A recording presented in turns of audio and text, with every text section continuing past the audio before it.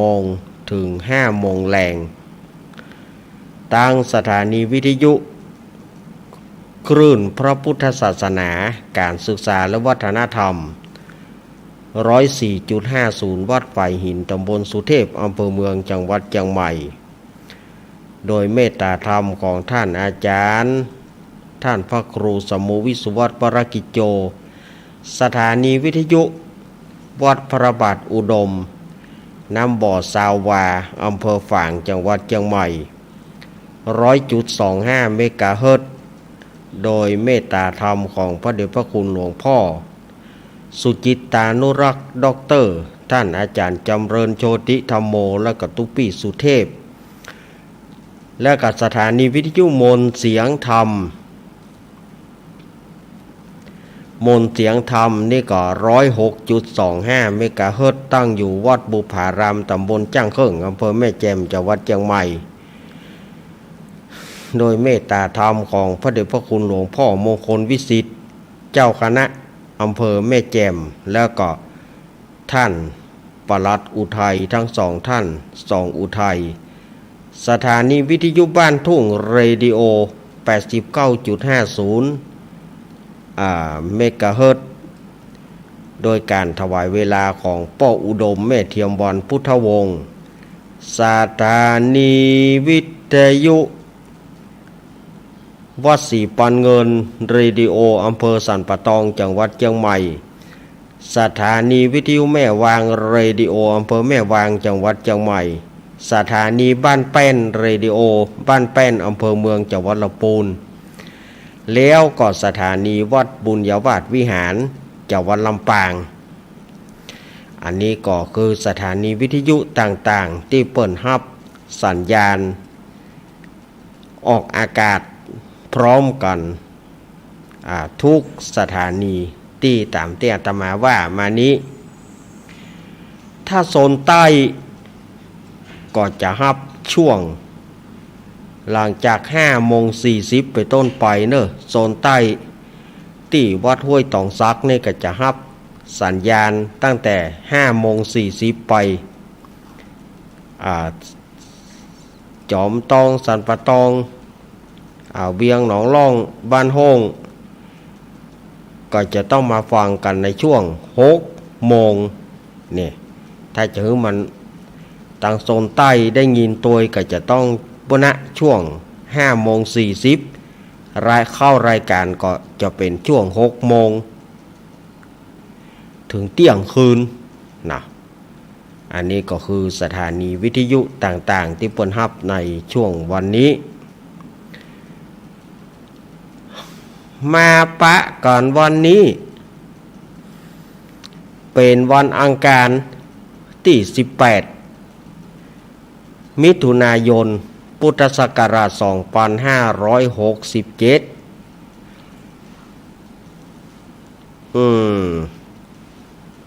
เดือน9เหนือเดือน10ใต้เดือน7ใต้เนาะเดือน9เหนือเดือน7ใต้ออกมานี่12 ค่ำพร่ำว่าเป็นวันอังคารวันเวลาก็ขนาดเดือนมิถุนายนนี่ก็ไปละ18 วันละเกิงเดือนป่ายและสถาญาติโยมว่าอันนี้ก็แต่ละวันแต่ละวันเนาะโอ้มันไปโว้ยเอาเนี่ยอย่างไปให้บดีกับไข่ตอนและสถาญาติโยมว่างานวันแต่ละวันนี่เขาเพื่อแล้วเพื่อยาเขาตุยมันได้ค่าบาทตอนกำเดียวก็วันละกำเดียวก็คืนละมันตึงเหนื่อยพ่องเนาะ เหนื่อยพ่องก็อย่าได้มันเนาะแต่ละวันเฮาก็บ่ต้องให้มันผ่านไปโดยที่ว่ามันเป่าประโยชน์มันก็ต้องได้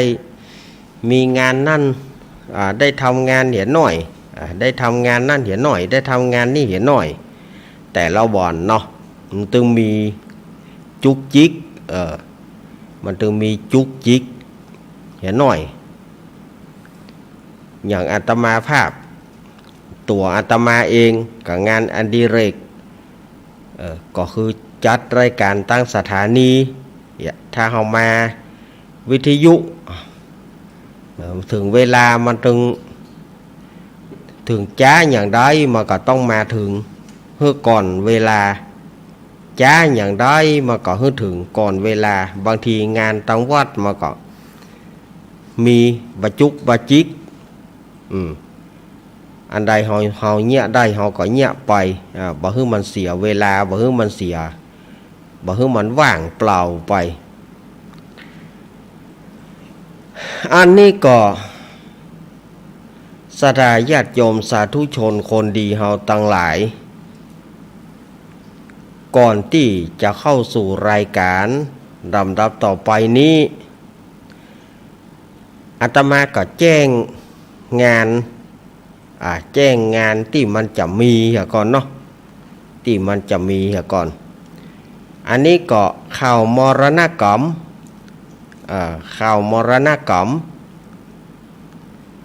ก็ตั้งในบ้านอาตมาเนี่ย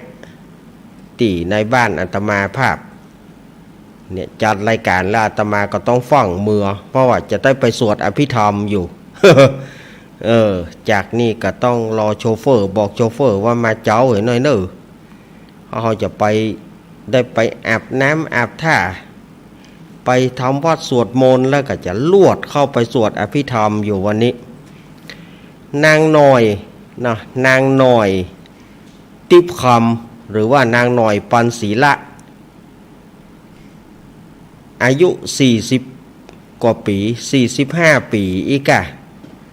เปิ้นก็ได้ถึงแก่กรรมไปเมื่อตะวานี้ทำกลางความเศร้าโศกเสียใจ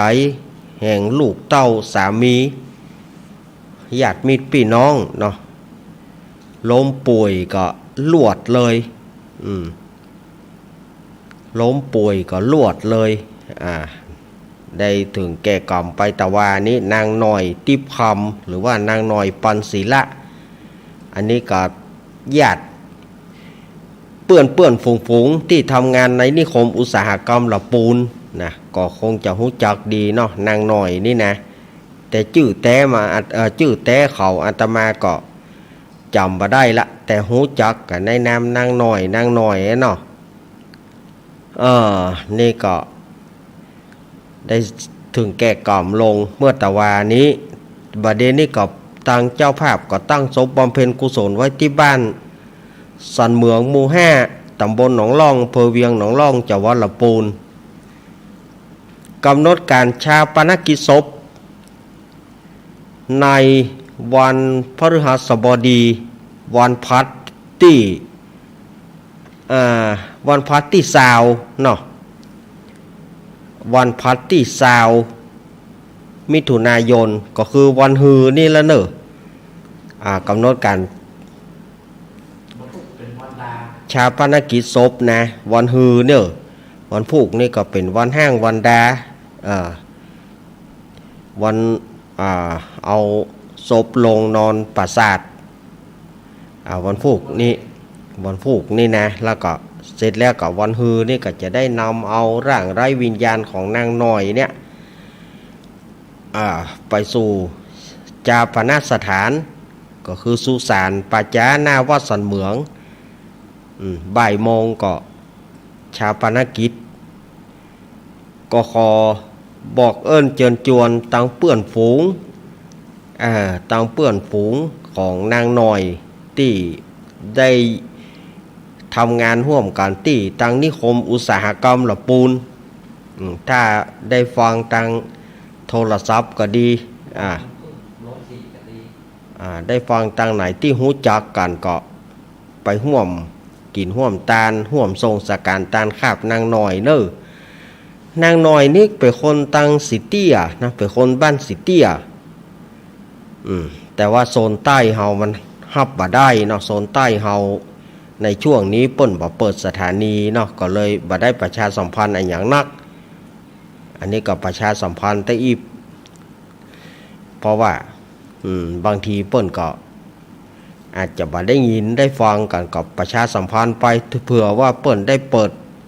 คืนอื่นได้รับฟังเนาะอันนี้ก็นายวัชระปอนศิละหรือว่าISฝากประกาศมาแล้วก็ลูกเต้า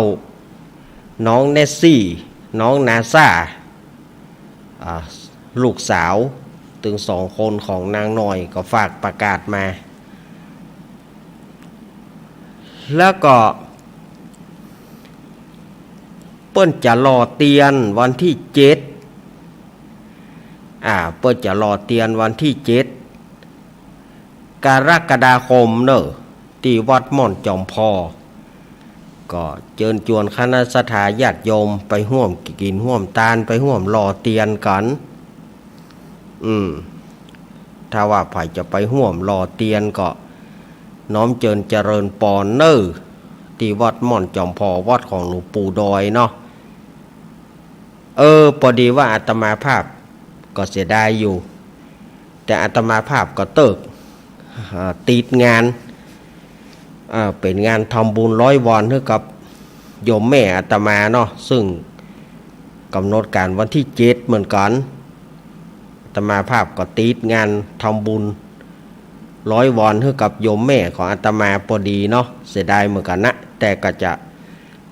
ก็ส่งจิตส่งใจไปร่วมทำบุญส่งจิตส่งใจร่วมทำบุญกันแล้วกันเนาะมันตัดกันแต่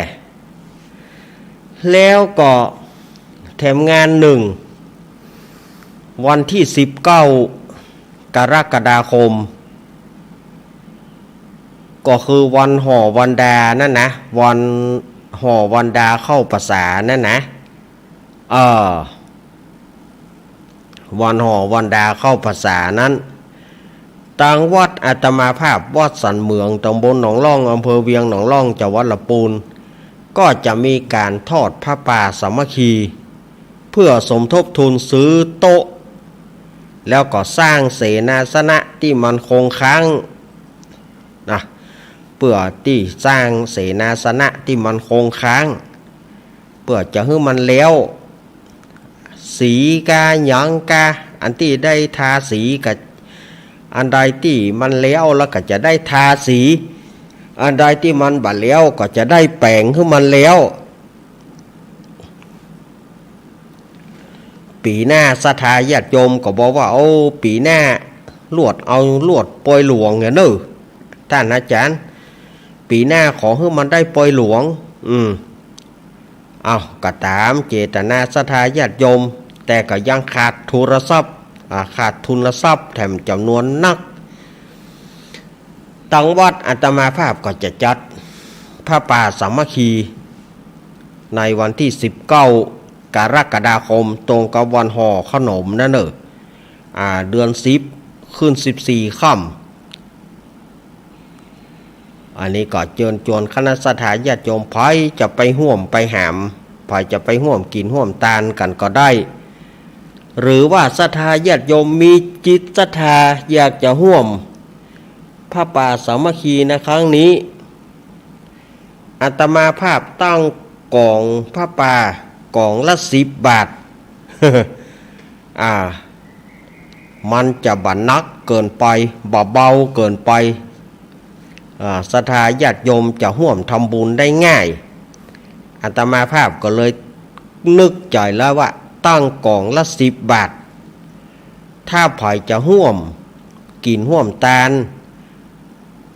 ก็โทรมาหาอาตมาภาพ0892140135หรือว่า0837611775แต่อาตมาภาพขอวงเล็บที่มุม2ว่าหน้าใหม่นี่อาตมาบ่ฮั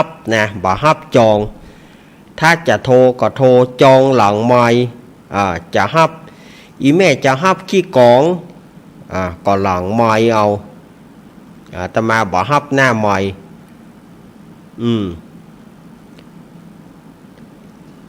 เพราะว่าหยังถ้าเอาฮับหน้าใหม่เนี่ยบางทีก็ เพื่อจะได้ทำจื่อทำเสียงแถมยังแถมมันกินเวลาแล้วมันบ่มีไผโจทย์ มันบ่มีไผโจทย์ไผเขียนเฮ้อแต่ก็ได้อยู่ที่อาตมาประชาสัมพันธ์ไปก็ได้39กล่องศรัทธาญาติโยมได้39กล่องละเนี่ยอย่างถึงตั้งถูกแต่ถูกว่ามันถูกนะมันได้นักถ้าถูกเขาตั้งกล่องละ10นั่นนะ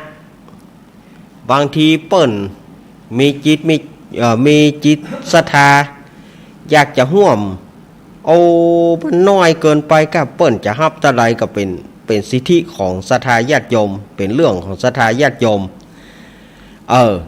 เขาตั้งกล่องละแปลงเขาจะตั้งกล่องละ100กล่องละพันเนี่ยบางทีศรัทธาญาติโยมบางทีเปิ้นบ่มีกล่องละซาวบ่ได้ครับเฮากล่องละ10พอละกล่องละซาวบ่ได้ครับเอาละตั้งกล่องละ10เนี่ยถ้าไผจะห่วมก็มันทำง่ายห่วมง่ายกล่องละ10มันทำง่ายศรัทธาญาติโยมก็อยากจะกินจะทานมันก็ห่วมกันง่ายกล่องละ10เฮาบ่เอานักเอาหนาละเฮาเอาสบายกระเป๋าของศรัทธาญาติโยมบ่เอามันนักหนาสาหัสละก็เปิ้นอยากเขาปอกเนี่ยมันเป็นเดีย10 บาทมันจะปอกได้เขาถามมาครับก็เปิ้นตึงบ่เอากล่องเดียวถ้าเปิ้นจะเอากล่องเดียวก็บอกว่ากันแต่ส่วนมากแล้วเปิ้นก็จะบ่เอากล่องเดียวถ้าได้มันก็ได้นักแต่มันจะปอกตู้เนี่ยมันจะปอกได้ก่อนเดีย10นะครับก็มันได้เนี่ยก็เอาไปแลกได้ลูกเอาก็เอาไปแลกได้โลสมมติว่ากล่อง10ก็เปิ้นมีเปิ้นจะฮับกี่กล่องถ้าเปิ้นฮับกล่องเดียวเฮาก็ที่ไหนเปิ้นฮับกล่องเดียวเฮาก็เอานั่นมาเปาะเอาไปแลก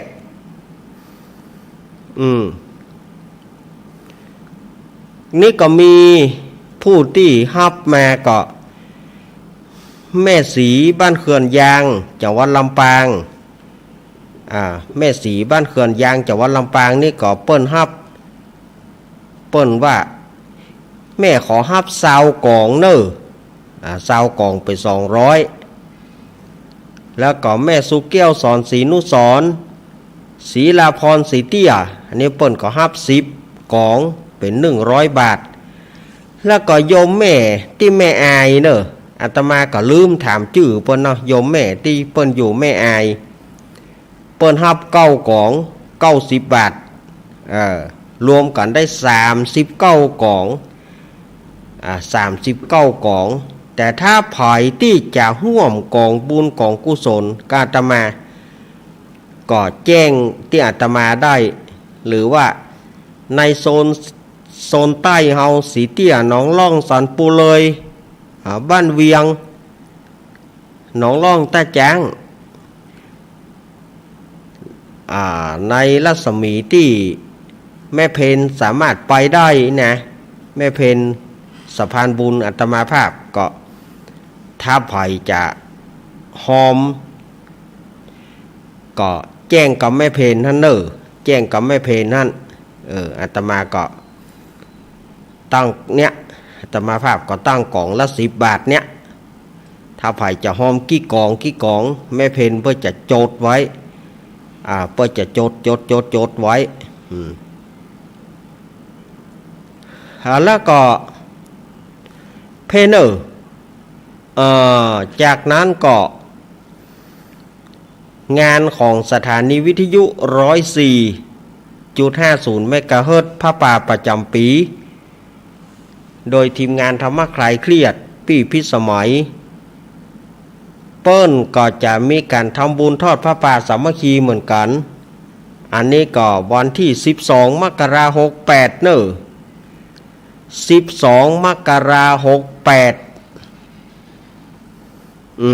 นี่ก็เชิญชวนคณะสัตยาญาติโยมไปร่วมทำบุญกันปีนี้เปิ้น ปิ้นจะมีการจับของขวัญตัวแลกของขวัญตัวของขวัญปีใหม่เพื่อจะไปแลกในวันที่12นั่นนะแต่ว่าหลังจากทอดผ้าป่าเลี้ยวประมาณตอนบ่ายเปิ้นว่าอีกของขวัญก็ชิ้นละ200 บาทขึ้นไปไผมีกำลังทรัพย์จะแลกของขวัญก็ไปให้ไปหอมกันได้วันที่12 มกราคม 68ก็ปีหน้าเนาะปีหน้าหลังปีใหม่หลังปีใหม่แล้วก็หลังวันเด็กหลังปีใหม่แล้วก็หลังวันเด็กก็เชิญชวนคณะสัตยาญาติโยมตามโอกาสที่ตามโอกาสเวลาที่อาตมาภาพได้ประกาศนี่นะมันจะตัดจะแม่นอย่างใดก็เฮาก็ว่ากันว่าสัตยาญาติโยมไปจะไปร่วมงานไหนก็ได้นี่ก็น้องเบี้ยวจองมาแล้วเหรอน้องเบี้ยวจองว่างานวัดอาตมาน้องเบี้ยวจะไปเหรอน้องบ่ซื้อขอบคุณน้องเบี้ยวเนอะขอบคุณน้องบ่ซื้ออันนี้ก็วันของอาตมาภาพ19เนาะปีนี้กำลังว่าบ่เจอฝนกันเนาะโอ้ปีแล้วรอเตียนก็บ่ได้รอดีนะฝนพระทายญาติโยมเฮ้ยที่วัดอาตมาภาพนะว่าโอ้ฝนกวมวันห่อขนมปุ๊บเนี่ยวันห่อนะฝนวันเข้าพรรษาก็ฝน ปีแล้วนี่ถ้ามันตรงกับศีลใหญ่ศีลหลวงมันต้องเจอฝนตลอดปีที่แล้วนี่บอกว่ามันเป็นอะไรอย่างเดือน12เป้งก็เจอฝนอย่างนักออกภาษาก็เจอฝนอย่างนักซะได้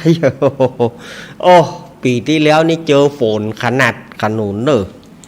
วัดอาตมานะปีแล้วรอเตียนก็บ่ได้รอดีกันมันเจอฝนปีนี้ก็จะมีการรอเตียนตัววัดอาตมาก็ทอดผ้าป่าตัวแล้วก็รอเตียนตัวเนาะแล้วก็จะมีการแห่เตียนลวดผ้าป่านี่ก็เตียนอาตมาว่าตะเกียะ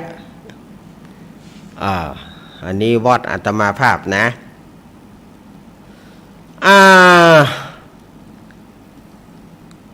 บัดเดียวนี้ก็เดือนเก้ามาแล้วเนาะสัทธาญาติโยม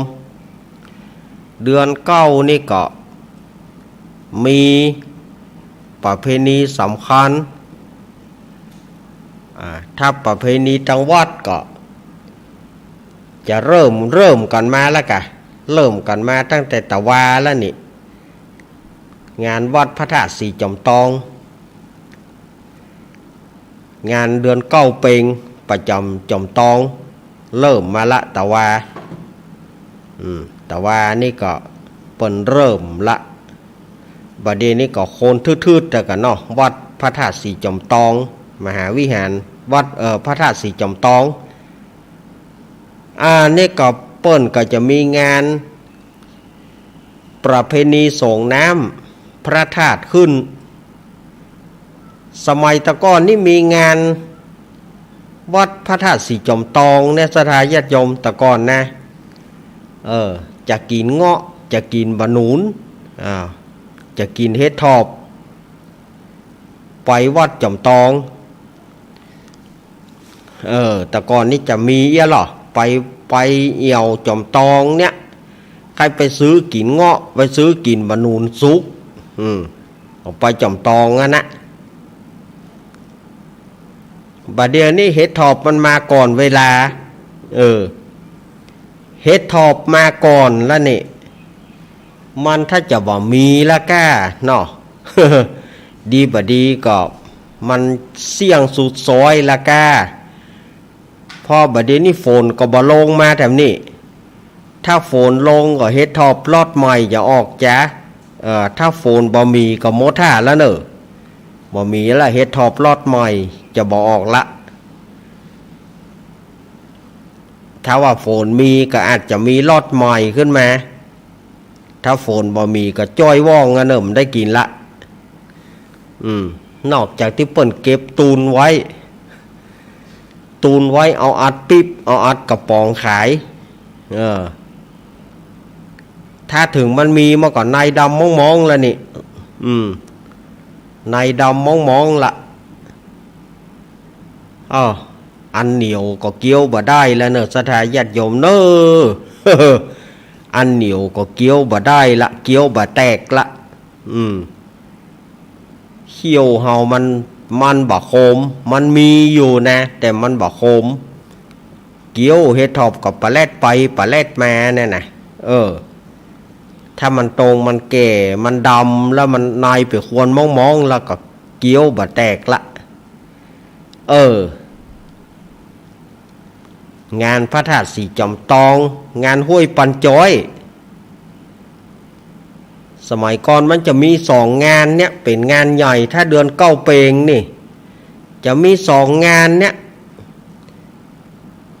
ไปเอี่ยวจอมตองเหี่ยก่อนแล้วก็ปิกมาบ้านห้วยปันจ้อยสมัยก่อนนี่เตียวกันเนอะสถาญาติโยมเตียวกันนะเตียวกันไปกินข้าวงายแล้วปลากันไปเส้นไปสายไปเอี่ยว บ้านห้วยก็จอมตองใครไปขึ้นสิงสาสวรรค์ใครไปขึ้นสิงสาสวรรค์ก็ไปที่ห้วยปันจ้อยใครไปพอเมียงูสมัยก่อนใครไปพอเมียงูไปจอมตองเปิ้นเอาเมียงูมาโชว์รถแต่ก่อนเนาะเมียงูบัดเดียวบ่มีละมันอุบาทมันบ่งามเปิ้นบ่ฮื้อมีละเมียงูแต่ก่อนนี้เปิ้นเอามาโชว์ซื้อเข้าก่อนเหรอซื้อเข้าซื้อพอเมียงู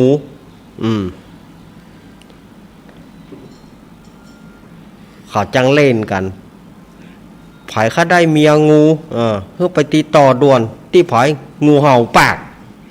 ขอดาเบาลูก สมัยก่อนนี่เปิ้นมีโชว์หรอเมียงูไผข้าไปซื้อเข้าพอก่อน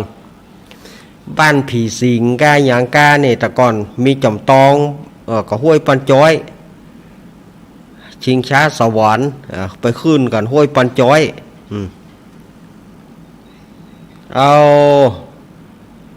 แต่ว่างานเปิ้นก็ยังคงมีอยู่อย่างงานห้วยปันจ้อยเปิ้นก็คงมีอยู่เต้าบะเดียวนั่นนะ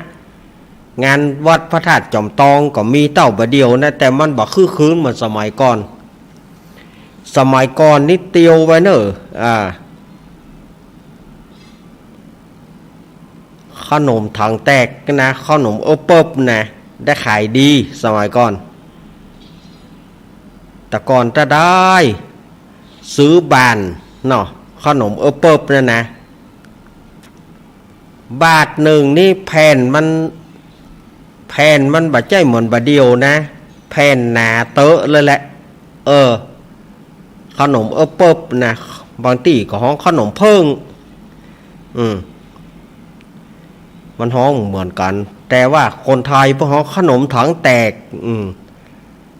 คนไทยภาคกลางพวกเขาว่าขนมถังแตกขนมอบเปิบนั่นสมัยก่อนนี่เท่าซื้อแตะ1 บาท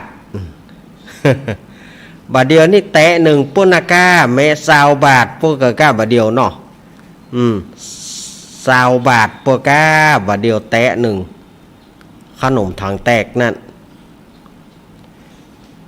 แต่ก่อนในงานมันนี่หรอซื้อมาใหม่ๆมันหอมดีหรอ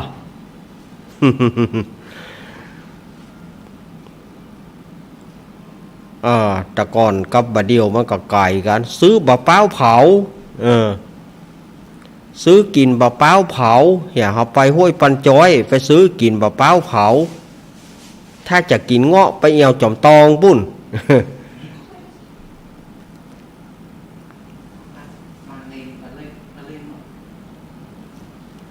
อ ถ้าจะกินเงาะไปเอาจอมตอง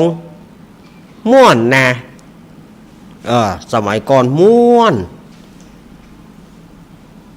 บานูนซุก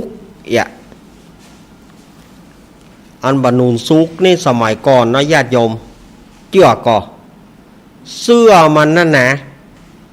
บะค้างบะหลอเนอะบาเดียวนี่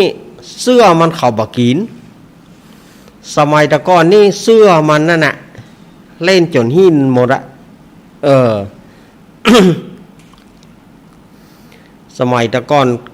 เป็นเงาะเป็นอย่างมันแบบจะมีตามบ้านเฮาบ่มีเป็นละอ่อนไปเอี่ยวจอมตองถ้าแม่บ่ซื้อให้กินก็ไม่ได้กินละเตื้อใครอยากบ่ได้กิน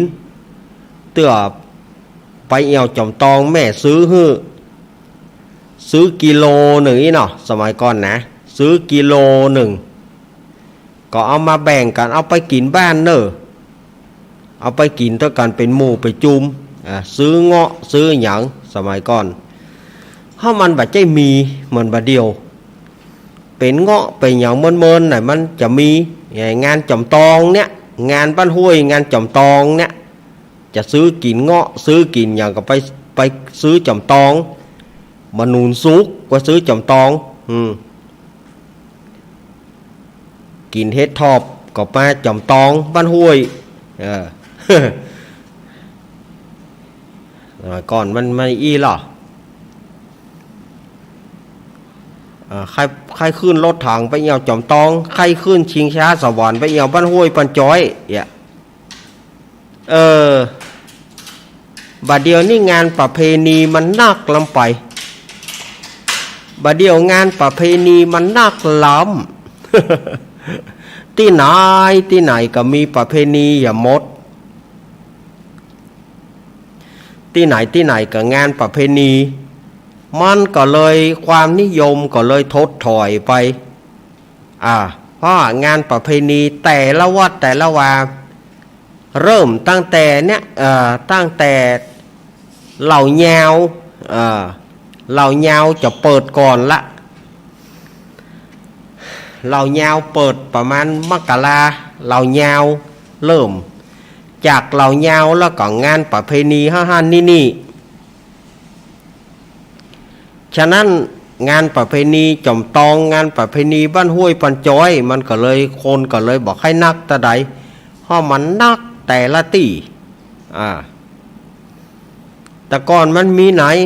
ที่เฮาหูก็บ้านปางเหียบ้านปางเดือน6เปงห้วยปันจ้อยจอมตองเดือน9เปงตานะนอกนั้นมีที่ไหนเมินเข้าก็ที่ห้านที่นี่ก็มีขึ้นมาอย่างประเดียวเขาเวียนกันเนาะเขาเวียนกันโอ้จากห้านไปห้านจากห้านไปห้านอย่างวัน8 ค่ำที่ผ่านมาก็แม่อีหอยน้ำดิบเนาะที่ผ่านมานี่นะน้ำดิบจากนั้นก็แว่เข้าห้วยปันจ้อยจอมตอง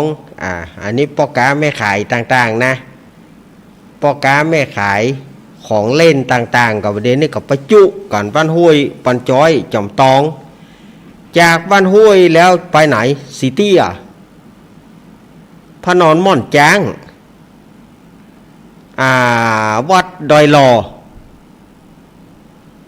วัดพระธาตุดอยลออันนี้เป็นงานที่เปิ่นกวมก่อนเลยนะ3 วัด 4 วัดน้ำบ่อหลวง3 วัด 4 วัดนี่กะเดียวหลังจากบ้านห้วยจอมตองแล้วแม่คาราวานพ่อค้าแม่ค้าก็จะไปละแยกกันไปพระนอนม่อนจ้างสีเตี้ยวัดดอยหล่อวัดน้ำบ่อหลวงจากนั้นมากัดจาก3-4 วัดนี่ก็ลวดเข้าร้องขวาวงานประเพณีกู่คูบาอุ่นเมืองคุณเนสโกวัดร้องขวาวมงคลวราราม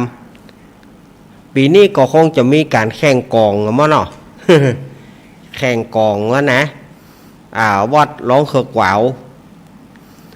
แล้วก็สุดท้ายแล้วก็จะมาต้นเพิงจากร้องเขือกหวาวแล้วก็จะมาที่วัดต้นเพิงหมู่2ตำบลหนองล่องอำเภอเวียงล่องจังหวัดลำพูนแล้วก็จะมีสุดท้ายตั้งไหลปิงก็ตาศาลาสุบลูแล้วก็ตั้งปาซางก็โป่งฮูสุดท้ายละจากนั้นก็เข้าภาษาจากนั้นเปิ้นก็จะเข้าภาษาละสถานญาติโยมว่าแต่ละงานแต่ละวัดแต่ละวาเวียนกันพัดมนวินวิน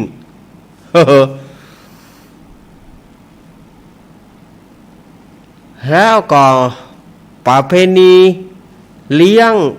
บรรพบุรุษเลี้ยงปู่ย่าก็เดือน9มาละเลี้ยงพ่อบ้านพ่อจองก็เลี้ยงมาละผีฝ่ายผีปั่นน้ำฟ้อนผีมดฟ้อนผีเมงน่ะเดือน9นี่นะช่วงเดือน9นี่นะฟ้อนผีมดฟ้อนผีเมงแล้วก็เลี้ยงปู่ย่าเลี้ยงเจ้าตี้ดู เอา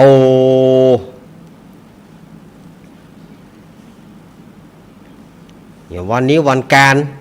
บางตี้พวกก็เลี้ยงอยู่นะวันนี้วันอังคารบางตี้ก็เลี้ยงบางตี้พวกก็ว่าวันแหงอะเมาะบ่เลี้ยงเตื้อเมาะมันเป็นวันแหงนะเอาว่ากันไปแต่บางที่พวกก็เลี้ยงนะบางที่ก็เลี้ยงปู่ย่ากันบางที่บ่เลี้ยงเตื้อมันแหงวันมันแหงนะแล้วเดี๋ยวนี้ขอฟ้อนนะฟ้อนหน้าวัดบอกหน้าวัดปักลองบอกงานอันนี้ก็งานส่งน้ำพระงานส่งน้ำหรอเปิ้นบ่ใจฟ้อนผีหรอไม่ใช่ฟ้อนพ่อบ้านหรอไม่ใช่ฟ้อนผีโมดหรออันนี้มันเป็นงานประเพณีฟ้อนเต้นเว้ยตัวไปเอาไปศูนย์กันเนี่ยเหรอมาโคนไล่อ่านนี่ก็งานแต่ละอย่างปอยหลวงก็คงบ่มีที่ไหนแล้วเนาะปอยหลวงก็คงจะบ่มีไหนละแต่จะมีกับประเพณีเนี่ยปอยหลวงนี่ถ้าจะมีละส่วนมากนี่ถ้าหลังจากเดือน6เดือน7ไปแล้วมันจะมีปอยหลวงละมันก็จะคงเหลือเป็นประเพณีส่งน้ำส่งน้ำวัดต่างๆที่เปิ่นกำหนดกฎเกณฑ์ว่าเขาจะมีประเพณีประจำปีเป็นงานประจำปีแต่เมื่อใดนะบางที่พวกก็เอาลวดปอยหลวงตัวลวดประเพณีลวดเดียวกับหั่นก็มีสมัยตะก้อนนี่เขาจะถ้างานปอยหลวงมันก็เป็นปอยหลวงแต่บัดเดียวนี่เปิ้นก็หันว่าไหนๆกับประเพณีก็ลวดเลยบ่ต้องไปเอาหลายงานถ้าเสี่ยงก็เสี่ยงกำเดียวโอดเพชรกินหวานเสี่ยงกำเดียวนะบัดเดียวก็จะถือกับไปอีกอย่างของอาตมาปีหน้านะวัดอาตมาภาพปีหน้าวัดอาตมาปีหน้าก็จะเอาอย่างยะปอยหลวงก็ลวดประเพณีคือมันเลี้ยวไปถ้าเอาไปเอาประเพณีก่อนแล้วไปเอาปอยหลวงโคนมันจะจางไว้ละก็เดี๋ยวก็งานนั่นกันมาหำละงานนั่นมาหำละศรัทธาญาติโยมก็จะบ่นจะเดือดกันอย่างนั้นก็ปีหน้านี่ก็จะเอางานลวดเดียวเลย31มีนากับ1เมษายนนั่นนะตึงปอยหลวงตึงประเพณีนั่นนะว่าให้มันได้เสี่ยงนักเสี่ยงหนาเนาะกำเดียวนะโอ๊ตเพชรกินหวานกำเดียว จากน้ำ10 กว่าวันมันก็จะเป็นปีใหม่ละอย่าปีใหม่สงกรานต์นะปีใหม่สงกรานต์มาละอย่ามันย่ำว่าเดียวนี่ก็อิดเนาะเงินทองหายากศรัทธาญาติโยมเงินทองหายากแล้วก็ย่ำว่าเดียวนี้ยังถ้ายังปีนี้เศรษฐกิจมันยังปีนี้บ่ม่วงแปลงอีเนาะได้ยินข่าวว่าบ่ม่วงมันแปลงถ้ามันดีอย่างอีกุปีก็โอเคนะโอเคนะถ้าราคาบ่ม่วงมันดีอย่างอีเต่าที่ได้ยินมา30ไป40อันที่งอก็งองแก้งเขาก็เอาอยู่นะบัดเดียวนะกูปีนี่อันที่งอก็งองแก้งนี่เหี่ยเบอปีนี้เฮาไปย่ำใส่ม่วงลูกเพราะว่าอย่างมันแปลงอันก้นที่มันเป็นก้นแง้นแรกแทกกันนะเขาก็เอาอยู่ที่มันเป็นงอบ่ง่องแง่งเขาก็เอาอยู่ก็ถือว่า5 บาท 6 บาทก็ยังดีอยู่5 บาท 6 บาทก็ถือว่าเป็นก้าเป็นศีลอย่ากูเตือเพื่อเอาไปอีแปรนี่อันที่ก้นมันแง้นขึ้นน่ะ ก้นแง้นแตกแงกตองงอกน่ะแต่ปีนี้มันก็ขึ้นมา5 บาท 6 บาทก็ถือว่าราคามันดีถ้ามันเป็นอย่างอีกกูปีก็ดิ้งเศรษฐกิจเฮาก็จะได้เพราะว่ามันบ่ฝืดบ่เคืองมันบ่ฝืดบ่เคืองเฮามีการมีงานอย่างมันก็คล่องมีการมีงานอย่างมันก็คล่องมีการมีงานอย่างมันก็สะพัดหน่อยเพราะว่าปัจจัยต่างๆมันมีปัจจัยต่างๆมันมีแต่ถ้ายัง 2-3 ปีที่แล้วมานี่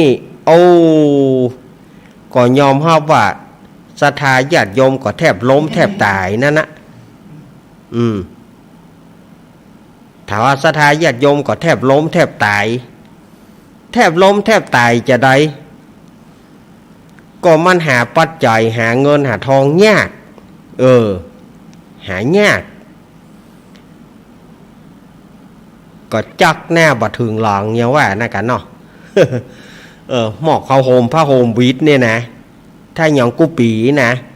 หมอกเขาโฮมผ้าโฮมวีดเนี่ยจักขึ้นมาตั้งหัวกับตีนเย็นจิตเอาไปตั้งตีนกับหัวเย็นจิตจักไหนบ่ถึงไหนถ้าอย่างปีนี้ก็ศรัทธาญาติโยมก็คงลืมตาอ้าปากกันได้เนาะลืมตาอ้าปากกันได้ปีหน้าที่วัดอาตมาภาพก็จะตานไปมีตะใดกับตานตะอันเพราะว่า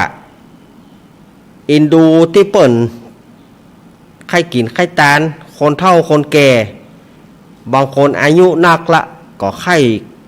รกินใครตานเปิ่นก็กลัวว่าเวลาเปิ่นฮักบุญไปสู่บุญบ่ได้กินตาน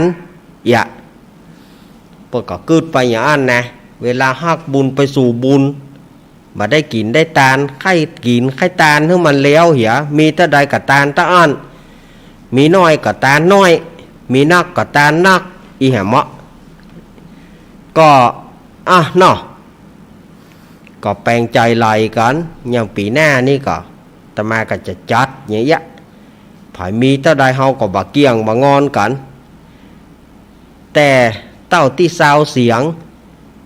เขาก็จะจัดที่วัดนะเขาบอกเอาปล่อยหลวงที่บ้านจะเอาปล่อยหลวงวัดก็แล้วแต่ถ้าไผจะเอาที่บ้านจะเจิญแขกเรือก็อันนี้มันก็ขึ้นอยู่กับตัวของศรัทธาเปิ้นจะจัดที่บ้านก็ได้บ่เฮาบ่ได้จำกัดบังคับบังเคเปิ้นแต่ว่าจุดใหม่ก็คือที่วัดนั่นนะเขาจะเก็บกันอาจจะเป็นคน3 ปอนด์คน5 ปอนด์3 ปอนด์5 ปอนด์นี่ก็คือว่างานต่างๆเนี่ยมันอยู่ที่ในวัดนี่หมดนะหมอรสพต่างๆอีเกก็จะอยู่ใน ในเงินวัดนั่นนะ จำนวนที่เก็บกันนั้นนะอีเกลำวงซออันนี้มันก็จะอยู่ในจำนวนนั้นนะจำนวน3 ปอนด์เนี่ยเราสมมติว่าจำนวน3 ปอนด์เนี่ยมันจะอยู่ในนี่ก้าอาหารไอ้อย่างต่างๆมันจะอยู่ใน3 ปอนด์เนี่ยเจียดกันไปถ้าว่าเขาจัดที่บ้าน10,000บ่พอนะสดาญาติโยมว่าถ้าจะจัดที่บ้านนี่10,000นี่มันถ้าไปหล่อมันนะยิ่งแขกของลูกแขกของหลานแขกของตัวเก่าแถมอิดเนอะอิดขนาดอันนี้ก็คืองานต่างๆนี่นะที่อาตมาภาพได้นำเอามางานปอยหลวงก็ดีงานอย่างก็ดีก่อนที่จะเข้าพรรษานี่พอจะเข้าพรรษานี่ครับเดือนหน้าละวันที่19เป็นวันห่อวันดาวันที่20เป็นวันอาสาฬหบูชาเข้าพรรษาของพี่น้องชาวบ้านวันที่21เป็นวันเข้าพรรษาของตู้เจ้าพระนายเข้าพรรษาตู้เจ้าพระนายก็ตั้งแต่แฮม1 ค่ำไปตู้เจ้าพระนายก็จะบ่ได้ไปนอนค้างอ้างแรมที่ไหนแล้วเนอะตู้เจ้าพระเนนเฮาก็บ่ได้ไปนอนค้างอ้างแรมที่ไหนละวัดไหนก็บ่ได้ไปนอนละแต่ถ้าจำเป็นก็ลาได้ประมาณ7 วันอย่างที่เปิ้นว่าที่เปิ้นกำหนดให้อนุโลมให้ถ้าจำเป็นก็คือลาได้7 วันถ้า7 วันยังบ่แล้วเตื้อก็ต้องมาลาใหม่เอาให้มันเสี่ยงอันนี้ก็คืองานต่างๆเนี่ยมันก็จะมีงานประจำเข้าพรรษาแล้วจากออกพรรษาก็ตักบาตรเทโวโรหณะตักบาตรเทโวแล้วก็เริ่มกฐินอันนี้งานเวียนนะงานแต่ละวัดเนี่ยมันจะเวียนกันละจากกฐินก็ตั้งธรรมหลวงจากตั้งธรรมหลวงแล้วก็จะมาเข้ากรรมเข้าปริวัติกรรมเข้าลูกขมูลกรรมเข้าโสสานกรรมนะจากนั้นก็จะมีงานประเพณีงานปอยหลวงเวียนเนี่ยสถาญาติโยมแต่ละปีเวียนกันไปกฐิน1 เดือนเนาะงานกฐิน1 เดือนแต่พระป่านั้นมาได้ทุกเวลา พระป่านี้ถวายทานได้ทุกเวลาทอดได้ทุกเวลาอันนี้คือแจ้งเป็นข้าวๆให้ศรัทธาญาติโยมได้เข้าใจว่างานไอ้อย่างต่างๆในที่อาตมาเอามาว่านี้ก็คือว่ามันเป็นสาระประโยชน์แต่ละงานงานกฐินเปิ้นจัดแค่1 เดือนเพื่อเอาอานิสงส์ภัยบ่ได้วันสุดท้ายขอให้ได้ในวันสุดท้ายนั้นจะได้นักได้น้อยเป็นวันสุดท้ายขอได้อานิสงส์มันจัดกันเป็นเจ้าบ้านไปกฐินสามัคคีไปเหียเจ้าบ้านจัดกันบอกว่ากันน้อยนักบอกว่ากันละจัดกันไป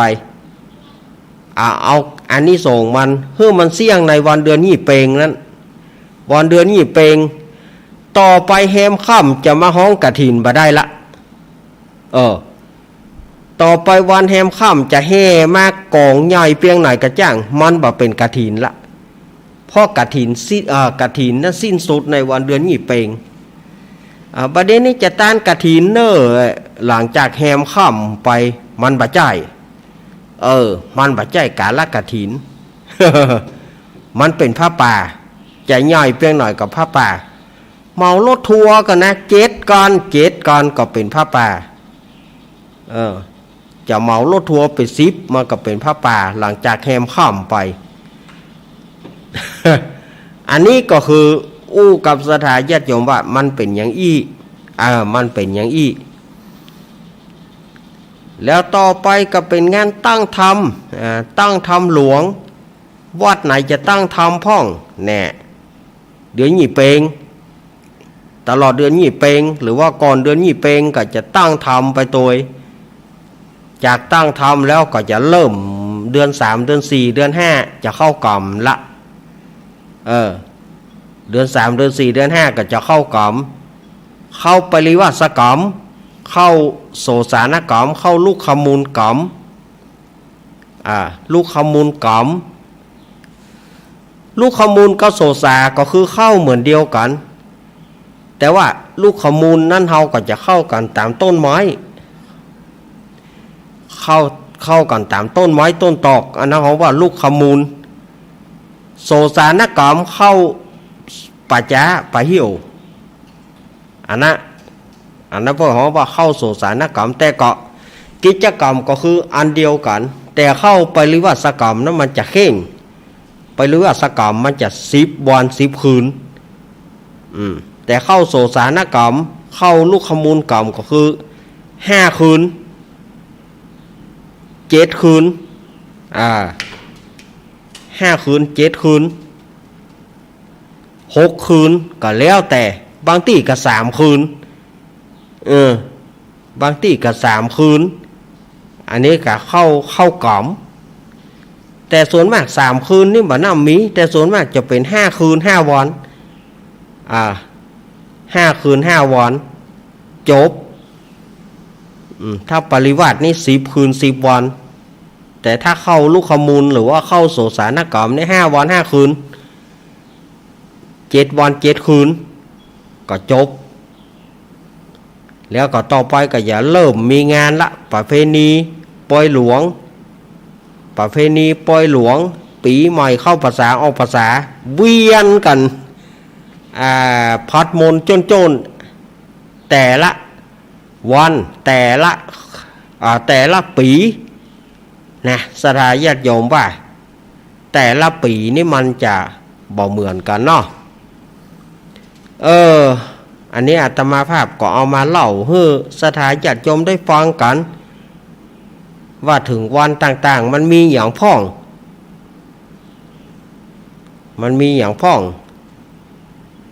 ก็เอามาอู้ให้สถาเฮาเอามาอู้อาจจะมันก็ศิษย์ต่างครูเรียกว่าศิษย์ต่างครูอาจารย์ต่างวัดนะคำว่าอาจารย์ในที่นี้หมายถึงปู่จารย์แต่ละวัดจะว่าแต่ละกรรมมันจะบ่เหมือนกันนะเพราะเขาว่าศิษย์ต่างครูปู่อาจารย์ต่างวัด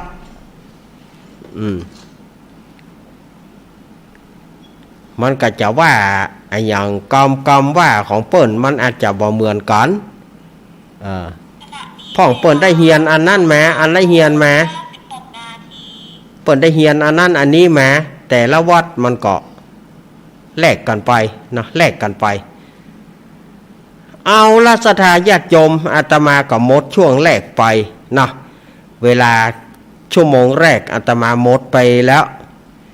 ก็ได้จะไปฟังหมุนขึ้นหนีไปไหนเต้อเนอยังมีแหมช่วงหนึ่งเนาะช่วงที่2ก็จะมาเป็นนิทานเอานิทานมาเล่าให้สถาญาติโยมได้ฟังกันกะจะเป็นสาระอื่นๆกะกำเดียวเนาะก็เดี๋ยวก้อยมาฟังกันจะไปละไปขว้างกันที่ไหนเต้อนะจะไปหมุนขึ้นจะไปปิดวิทยุเต้อเนอรออาตมาแหมสักกำเดียวมาปากันใหม่เนอเจริญพร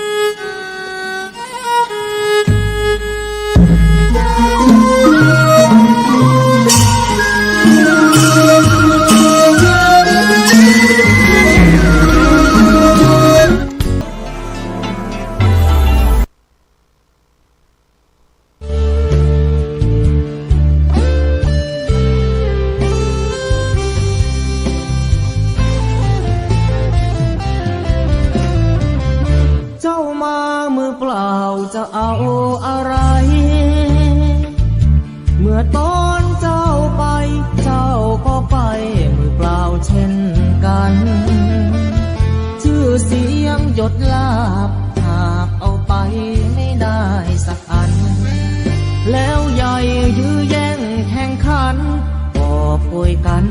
ค่าฟันตัดรอนเงินทองตามส่งแค่โรงพยาบาล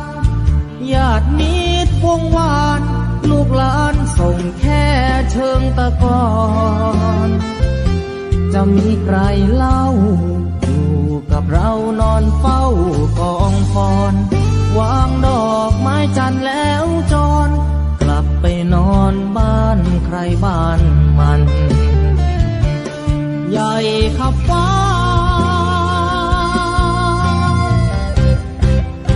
แต่ยังเล็กกว่าฟ้าลงตึกโตโอทงสุดท้ายนอนลงเหมือนกัน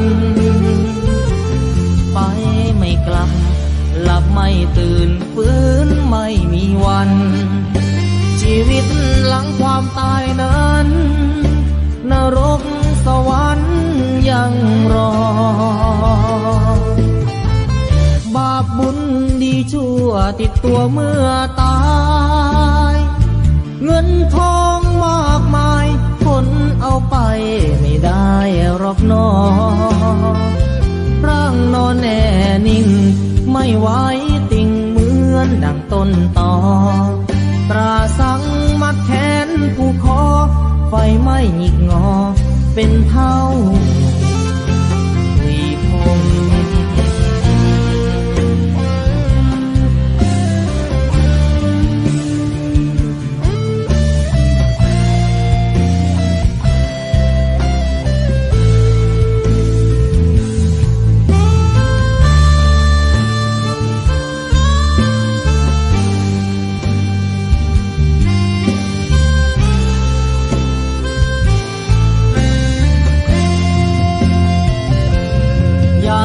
ขับฟ้า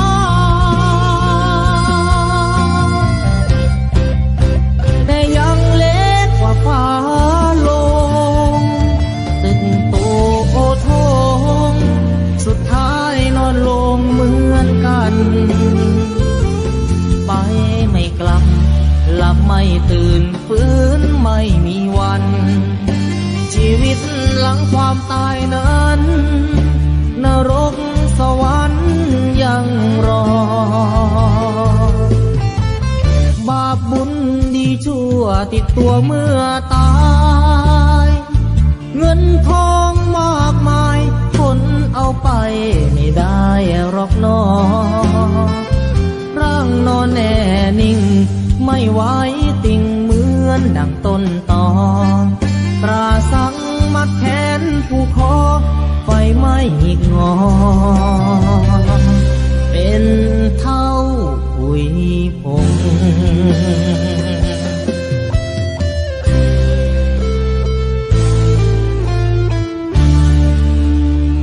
ไฟไหม้น้ำร้อนลวกอย่างรุนแรงเรียก1669จมน้ำเรียก1669ถูกยิงเรียก1669ถูกแทงเรียก1669อุบัติเหตุจราจรเรียก1669ช็อกหมดสติเรียก1669ปวดท้องกล้าฉุกเฉินมีน้ำเดินตกเลือดเรียก1669เจ็บป่วยฉุกเฉินและบาดเจ็บจากอุบัติเหตุเรียก1669รวดเร็วปลอดภัยมีประสิทธิภาพบริการ24ชั่วโมง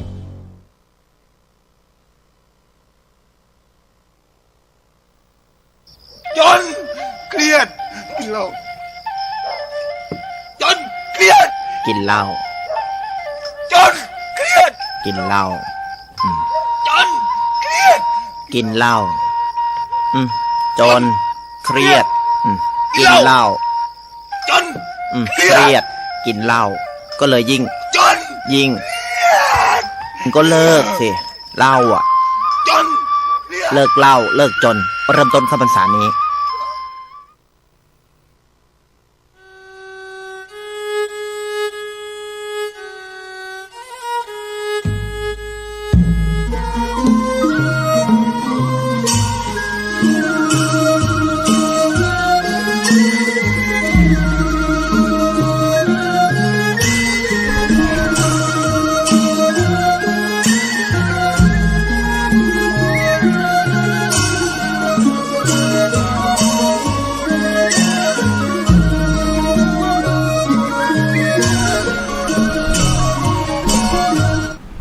เอาละ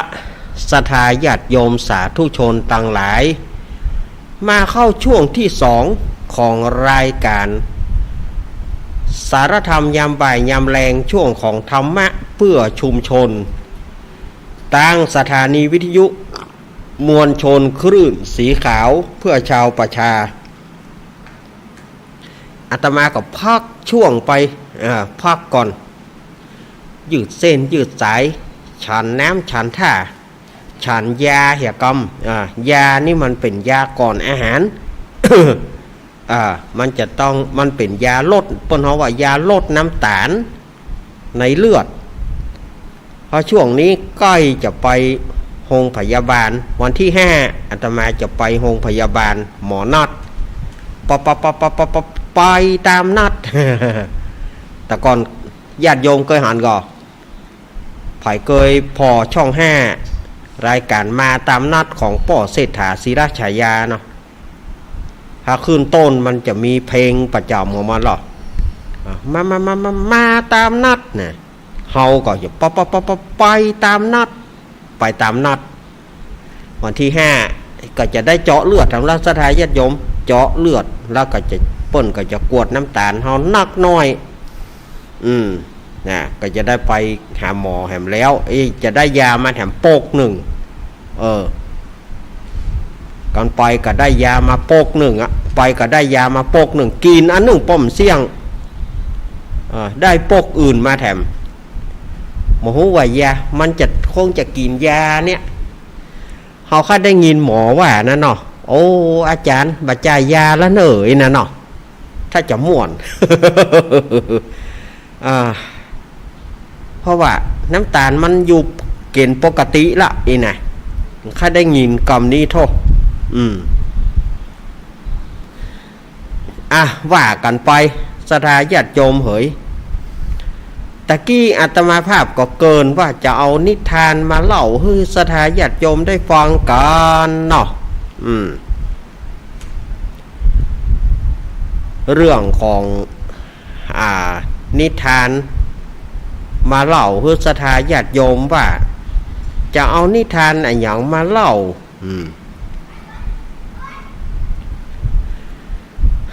จะมีนิทานอย่างมาเล่าให้ศรัทธาญาติโยมได้ฟังอาตมาก็คิดนิทานอยู่นะเอาเนี่ยเนาะก็เอาอันเก่ามาเล่าใหม่ดีกว่าเนาะศรัทธาญาติโยมเอ๋ยเอาอันเก่ามาเล่าใหม่ก็คือเรื่องเป็นนิทานธรรมเนอะนิทานธรรมในเรื่องวิปโยคคาถา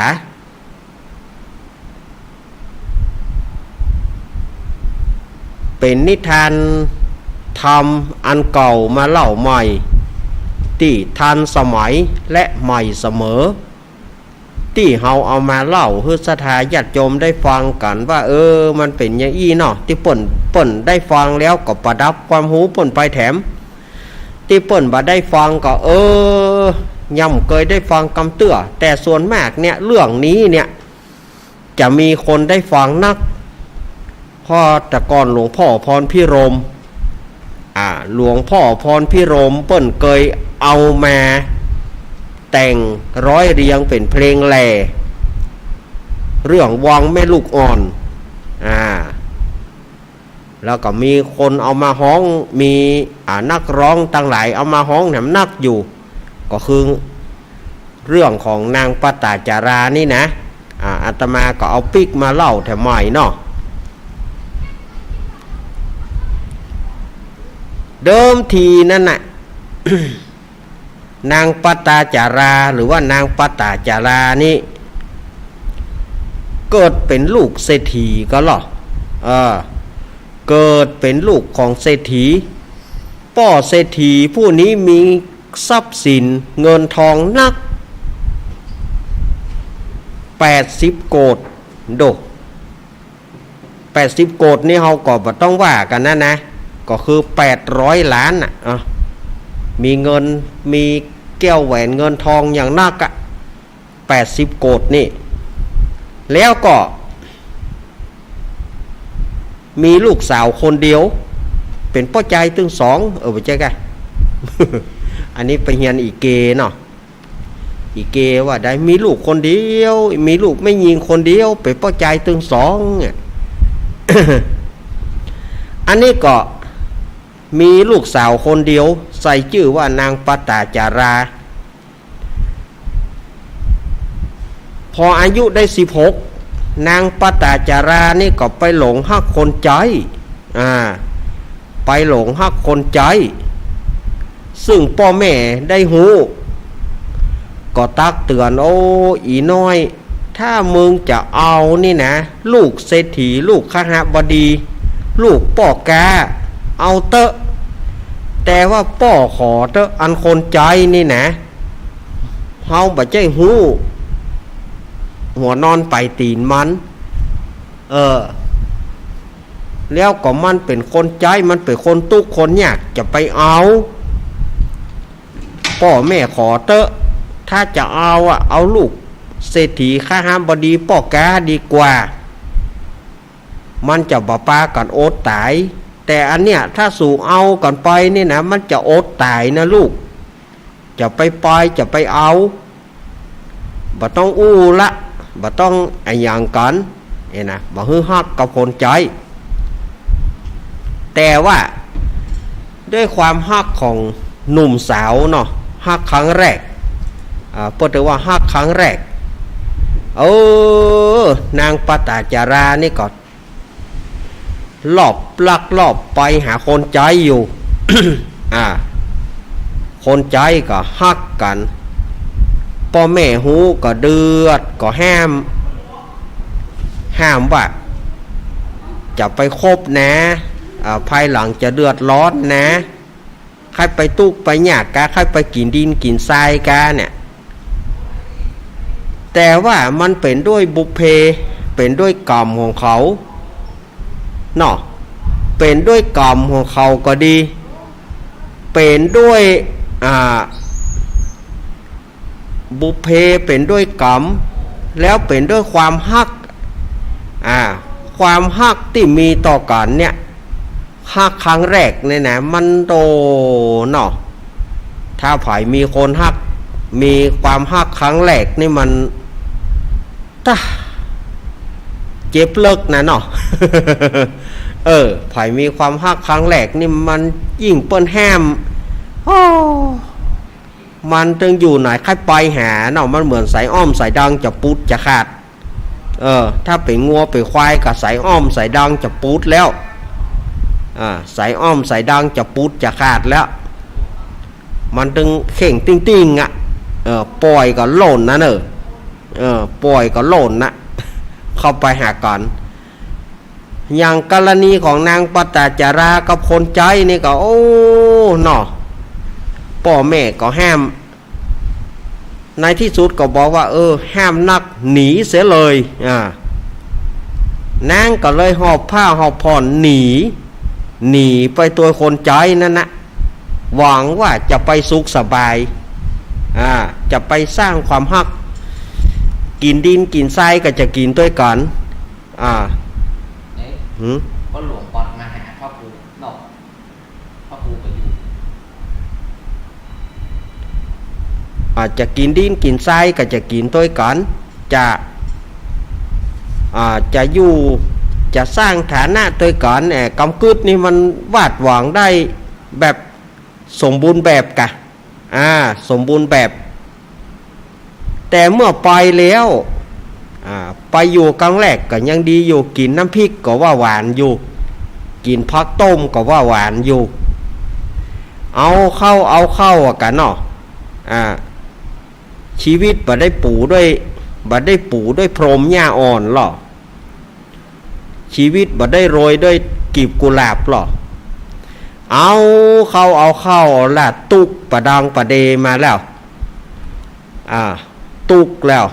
ได้เผาทานขุดดินเผาทานนางบ่เคยเนี้ยก็จำเป็นได้เนี้ยบ่เนี้ยก็บ่ได้กินหน้าแหมแก้มม้อยอยู่กับแพะกับป่าเผาทานกะเนี้ยให้ใส่นาก็บ่พอกินไปบ่พอแมนลูกก็แมน เอาเมื่อมานลูกอะไรเนี่ยใดฝ่ายผัวก็ไปกินเหล้าเมายาเนี่ยกินเหล้าเมายาแล้วก็มาหิวเห่าหาเรื่องกับลูกกับเมียมันก็บ่ใจสเล็กสน้อยนะค่อมมาไก่แห่นี่ ค่อมมาบ่รู้จักเข้าเล้าเข้าแรงหากเลือดตายก็เหล้าโอ้ก้อยยังกินเหล้าอีอย่างอีจะเอาอย่างใดตีกันขลุบตุบตับเนาะตีกันให้หุยโอ้โหหัวกูมาตุกอีกูตื่มมาลูกก็พายจำแม่กูตัวว่ากูตุกก็มึงอยากจะมาคนเดียวลูกหาว่ากินดินกินไส้ก็กินด้วยกันอย่างใดก็อยู่ด้วยกันในเมื่อมาแล้วจะมาเดือดมาดังไงหยังเงียบแน่นี่หรอจำเป็นพอจะปิกไปบ้านเก่าก็บ่ฮู้ว่าจะปิกไปอย่างไรบ่ฮู้ตี้ฮู้ตางก็จำเป็นได้อยู่โดยผัวตุกนั่นนะจนกระทั่งเกิดลูกมาไปป้อใจโอ้ยมาอยู่เดือนก็บ่ได้อยู่เนาะเปิ้นจะต้องอยู่เดือนอยู่ไฟกำนางปตาจารานี่บ่ได้อยู่เดือนอยู่ไฟอย่างศรัทธาญาติโยมเพราะว่าเมาต้องทำงานน่ะบ่ทำงานกับผัวก็เดือดก็ด่าเมาเลี้ยงลูกจะเอาอย่างกินจำเป็นจะต้องออกไปเผาถ่านออกไปเนี่ยการเนี่ยงานค่ำมาผัวไปกินเหล้าเหียบ่สนใจแต่ก่อนแม่มันบัดเดียวอีปันตายนั่นไปได้เหรอ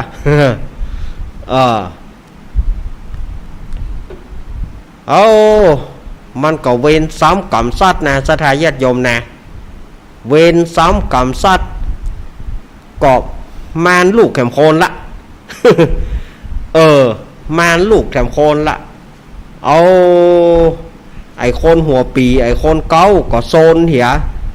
ไอ้คนที่จะออกมาก็ใกล้จะออกมาละต้องแก่ละ8 เดือน9 เดือนละจะเกิดสวรรค์ละตุกก็ตุกหิวก็หิวมีเป็ดตัวเดียวก็ปากแปบแพมแลม ตุกก็ตุกหิวก็หิวเนาะเอาแง่ใดเนี่ยฮะนางก็มากึดใจว่าโอ้ถ้าอยู่ขืนอยู่อย่างอี้ต่อไปนี่บ่ไหวแล้วกูขอปิกไปบ้านพ่อบ้านแม่เตอะถ้าพ่อแม่จะฆ่าก็ยอมตายพ่อแม่จะบุบจะตีก็ยอมย่างเก่งเปิ้นบ่หันแก่ลูกก็ล่างบ่หันแก่หลานตัวดำคอมอมก็ล่างว่าหันแก่หลานก็หาก็เลยอุ้มลูกออกไปอุ้มลูกออกจากกระท่อมออกจากตูกไปหนีไปหรอไฟผัวมันก็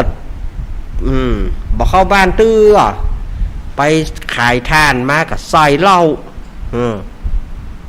มากับถ้าใส่เหล้ามาเต็มเป่าหรอหิวเฮ้อเอาเน่ มาเพียโหไปตายตั้งได้เหี้ยนี่หรอหาเมียมันตายแล้วก่ะนี่หรอซ้อหาเมียมันคอยประตูพอผ้าลงลึงโหมันเอาผ้าเอาครัวเอาลูกหนีไปตัวรุ่นเนี่ยบัดเดียวนี่โอ้หนีไปไหนเขาจะต้องตัวไปง้อเอกะฟ้างโล่นไปผัวมันนั่นนะผัวของนางปตาจาราเนี่ยโล่นไปตานกันกลางตางสู่จะไปไหนโอ้ข้าอยู่ก็สู่บ่ได้ละข้าตุกข้าอยากข้าจะพาลูกไปบ้านป่อยแม่เพราะว่าอยู่ไปก็ก้านตายกันไอ้คนที่จะออกก็จะออกมาแหมแล้วโอ้ไปได้อย่าได้สู่เฮยแม่มัน เฮาเป็นผัวเป็นเมียกันตุกก็ตุกด้วยกันถ้าสู่จะไปข้าก็จะไปเกิดว่าสู่ไปเจ็บท้องกลางต้ากลางตางเนี่ยใหญ่มันก็มีความคิดเหมือนกันนะมันก็หายเมาเป็นบิดขว้างกันนะหายเมาหรอกผัวมันถ้าสู่ไปเจ็บท้องกลางต้างตางไผ่จะมาพอยังเก่งเนี่ยมีค่าอยู่ก็ยังแควนหน่อยหรอไปเมื่อสู่จะไปข้าก็จะไปแม้นป่อตาแม่ยายอย่าจังข้าเพียงไหนก็จ้างเตอะข้าก็จะไปไหว้นั่นนะข้าก็จะไปไหว้นะเปิ้นบ่หันแกลูกเคยกันแล้วว่าหันแกหลานตัวดำคอมอมเนี่ยกันเนาะก็เลยปากันไปโอ้ข้ามแล้วนี่กำลังจะโพเพกำลังจะมอกบ้านเฮาว่าอย่างไรคำว่าโพเพนี่บ้านเฮาว่ามอกมืดสลุมนี่นะมืดสลุมสลิมนี่นะวันนั้นเกิดอะไรอย่างขึ้นฝนก็มาตกฟ้าก็มาห้องฟ้าแมบจุกำจุปายฟ้าแมบกุฏิกุตังเหลียวไปทางใต้ก็ตั้งลงเหลียวไปทางขวาก็ตั้งฟ้าห้องตะวันตกวันออกขอกใต้หนเหนือตั้งเต้งโอ้นางก็นาดว่ามาเจ็บตองสูข้าเจ็บตองไปเอามาใส่สูข้าเจ็บตองก็เจ็บตองก็เข้าป่านี่แหละมันแบบใจอ่านแหนหยังข้าถ้าจะเกิดลูก ข้าเจ็บตองข้าจะไปเอามาใส่มันออกอากาศโอ้ยเอาปลาหงครับจะไปเอามาใส่อันถ้าสู่เจ็บท้องสู่ไข้ไทยก็หล่นเข้าไปในป่านะปะมันแบบใจอ่านแหนข้าเจ็บท้องถ้าข้าจะเกิดลูกนะเอาอย่างใหญ่ฝนก็ตกฟ้าก็ห้องอย่างใดผัวมันก็แทนที่จะเฝ้าก็บอกเฝ้าก็เดียวกันเนอะข้าจะไปซ่อหายาก็เนอะสู่เจ็บท้องกับสู่จะเกิดแต่ก็จะเกิดแล้วนะไฟก็บ่มีไฟก็บ่มี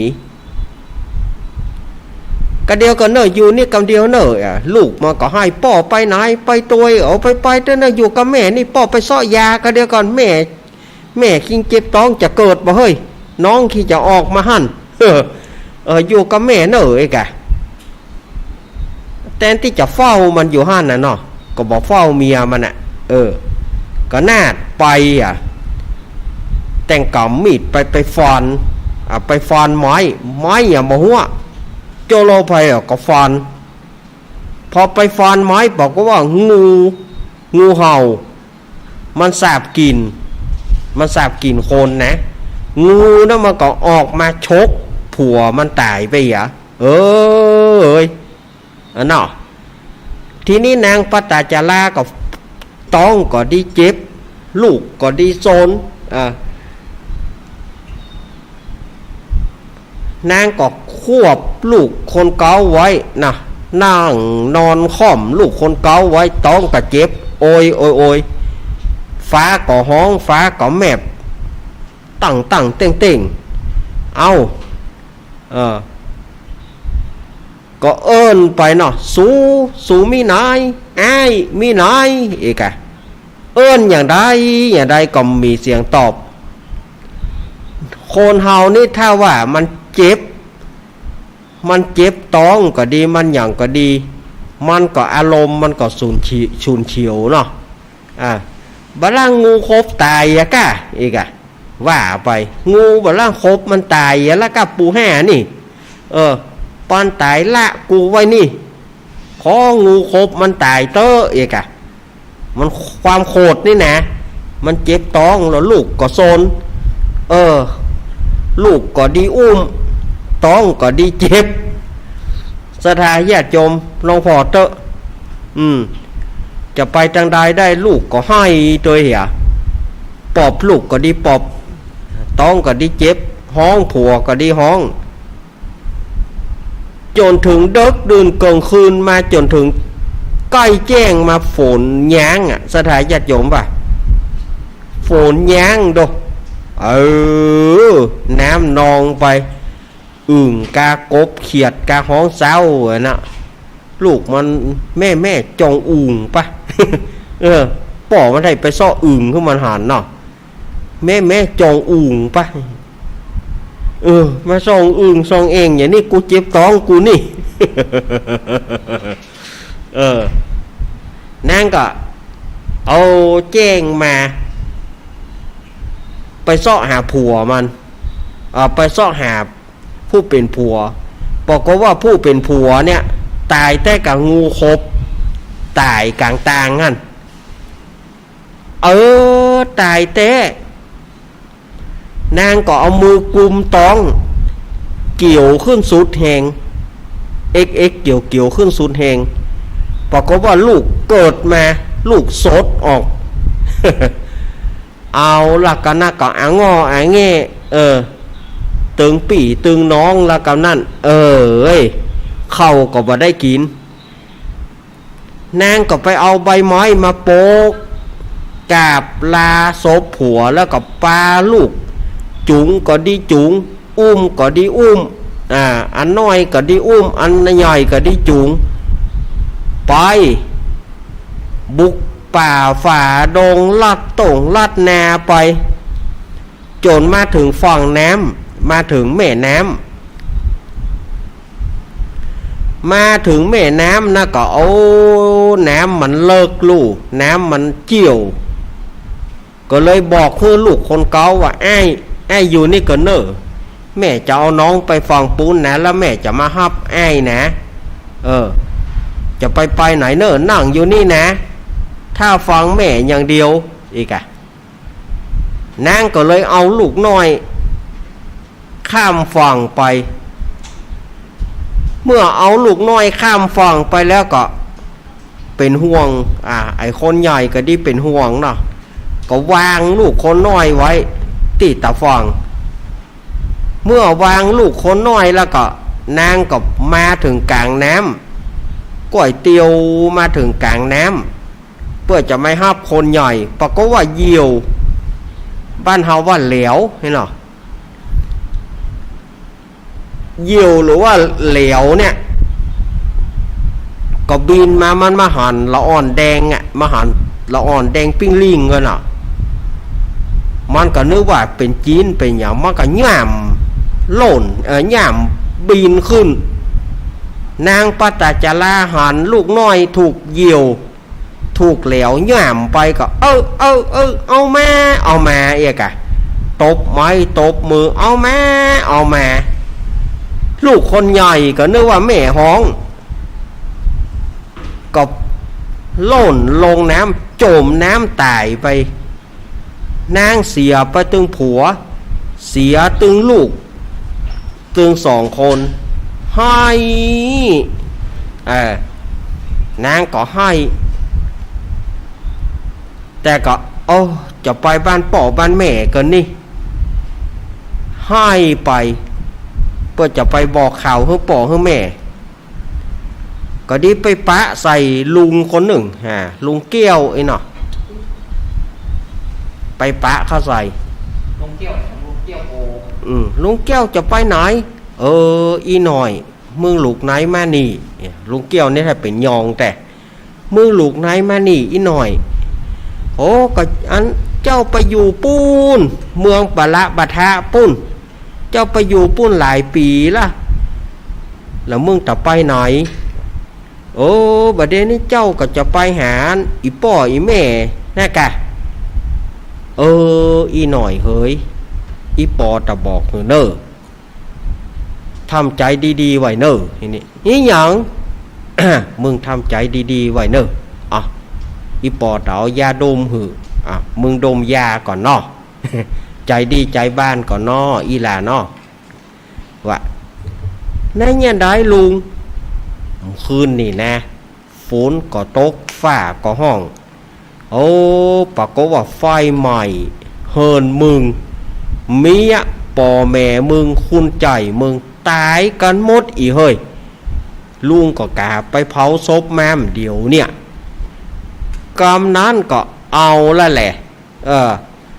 นางเสียผัวเสียลูกไปบ่ปอมาหัวใจสลายกับป่อกับแม่และคนใจห่อเฮือนเดือนดาวอย่างไฟไหม้ไปหมดนางก็บ่เหลืออย่างละกำนั้นให้กำนั้นนางก็เป็นบ้าได้ตึงให้ตึงไข้หัวกำนั้นก็เสื้อผ้าบ่เอาอะไรเสื้อผ้าบ่เอาอย่างสักอย่างอะ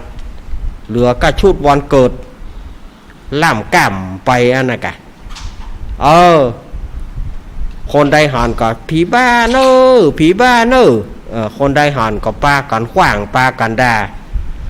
นางก็บ่มีสติสตังแล้วนี่นางก็เข้าวัดเข้าปั่นเข้าไปวัดนะได้ตึงให้ตึงไข้หัวคนตั้งหลายกำลังจะฟังธรรมพระพุทธเจ้ากำลังจะเทศธรรมให้ศรัทธาญาติโยมเพื่อได้ฟังนางก็เข้าไปเขาก็เฮ้ผีบ้ามานี่เนาะเขาก็ปากันเกิดกันเกิงจะไปเข้าไปกะพระพุทธเจ้าเปิดก็เลยสวะจากการเทศธรรมบอกว่าอนุญาตให้นางเข้ามาเตอะว่าถ้าไปขวางนางไว้อนุญาตให้นางเข้ามาเจ้าบ้านก็เลยอนุญาตให้นางเข้ามานางเข้ามาพระพุทธเจ้าเปิ้นก็ใจคาถาใจคาถาแล้วก็เปิ้นก็จี้ไปที่นางพอจี้ไปที่นางนั้นนางนั่นก็ได้สติพอนางได้สติตื่นนางได้สติก็ปรากฏว่าโอ้เสื้อผ้ามีนุ่งเสื้อผ้ามีสักอย่างนางก็เกิดอายเจ้าบ้านก็เลยปากันเอาผ้าสบายนั่นเนาะแม่อุ้ยคำแม่อุ้ยคำก็เลยเอาผ้าสบายอีน้อยขจายเอาผ้าปาดอีแม่นี่ผ้าสบายนี่เอาให้นุ่งเมื่อนางได้นุ่งผ้านุ่งครัวแล้วพระพุทธเจ้าก็ถามว่าดูก่อนน้องหญิงเธอไปเนี่ยอย่างมากะเนี่ยอย่างถึงต้องเป็นบ้าไปบิดอย่างโอ้ถวายบังคมเพคะหม่อมฉันเนี่ยมันตุกแตะตุกว่าหม่อมฉันหนีไปกับคนตุกในที่สุดหม่อมฉันจะไปหาพ่อหาแม่ผัวก็ซ้ำมาตายงูคบลูกก็ซ้ำถูกเหยี่ยวเอาไปคนหนึ่งแล้วก็ถูกจมน้ำคนหนึ่งแล้วบัดเดียวพ่อแม่และทาสบริวารปี่เลี้ยงของหม่อมฉันก็ตายไปหมดหม่อมฉันก็เลยบ่เหลืออย่างละเพคะพระพุทธเจ้าเปิ้นก็เทศนาฮื้อจนถึงนางได้เป็นอรหันต์นางได้สำเร็จเป็นพระอรหันต์และขอบวชในสำนักของภิกษุณีพระพุทธเจ้าเปิ้นก็อนุญาตให้บวชนางก็เลยได้เป็นนางปตาจาราเถรีในกาลบัดนี้อันเนี้ยเนาะศรัทธาญาติโยมที่อาตมาภาพได้นำเอามาเล่าให้กับศรัทธาญาติโยมนะทำเรื่องวิปโยคคาถาเอามาเล่าให้ศรัทธาญาติโยมได้ฟังกันก็เป็นจะได้พ้องเนาะฟังแล้วมันจะมีคติอันใดก็ขอให้ศรัทธาญาติโยมใช้วิจารณญาณใช้ความพิจารณาฟังดูอันไหนที่มันดีก็เก็บไว้อันไหนที่มันบ่ดีก็บ่ท่าเก็บไว้เอาขว้างไปเหียขว้างไปเหียอันไหนที่มันดีก็เก็บเอาไปไว้สอนลูกสอนเต้าไป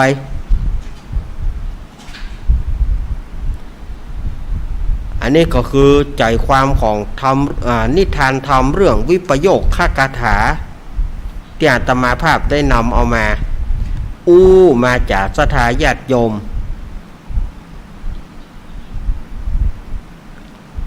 อันนี้ก็เรื่องเก่าเอามาเล่าใหม่วันนี้ก็จะเอานิทานธรรมในเรื่องมหามูลนิพพานมาเล่าให้กับศรัทธาญาติโยมวันนี้เป็นนักเล่าลูก มหามูลนิพพานสูตรหรือว่ามหามูลนิพพานอาตมาจะเอามาเล่าเพื่อสถาญาติโยมได้ฟังในสมัยนั้นพระพุทธเจ้าของเฮาเปิ้นได้เทศนาเปิ้นได้เล่าในสมัยที่องค์พระวิปัสสีสัมมาสัมพุทธเจ้าได้ตรัสพญาเป็นพระพุทธเจ้าในกับก้อนนั่นนะในกับก้อนนะชื่อเปิ้นว่าพระวิปัสสีสัมมาสัมพุทธเจ้าเป็นพระพุทธเจ้าในสมัยนั้นในกับนั้นดูคำว่ากับนี่มันหาประมาณบ่ได้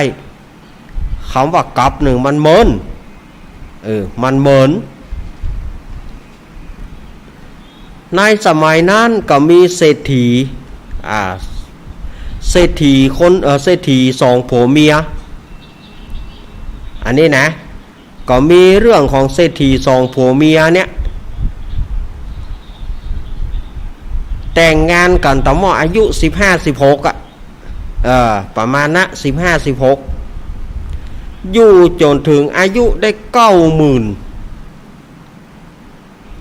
อายุได้9 ปอนด์กะอายุได้9 ปอนด์เจนจะได้ลูกอายุถึง9 ปอนด์ก่อนท่ออยู่อย่างเมินล้ำเหลือฮะ บักไก่พ่องกะอยู่เมินล้ำไปเนาะฟ้าไม่ต้องการ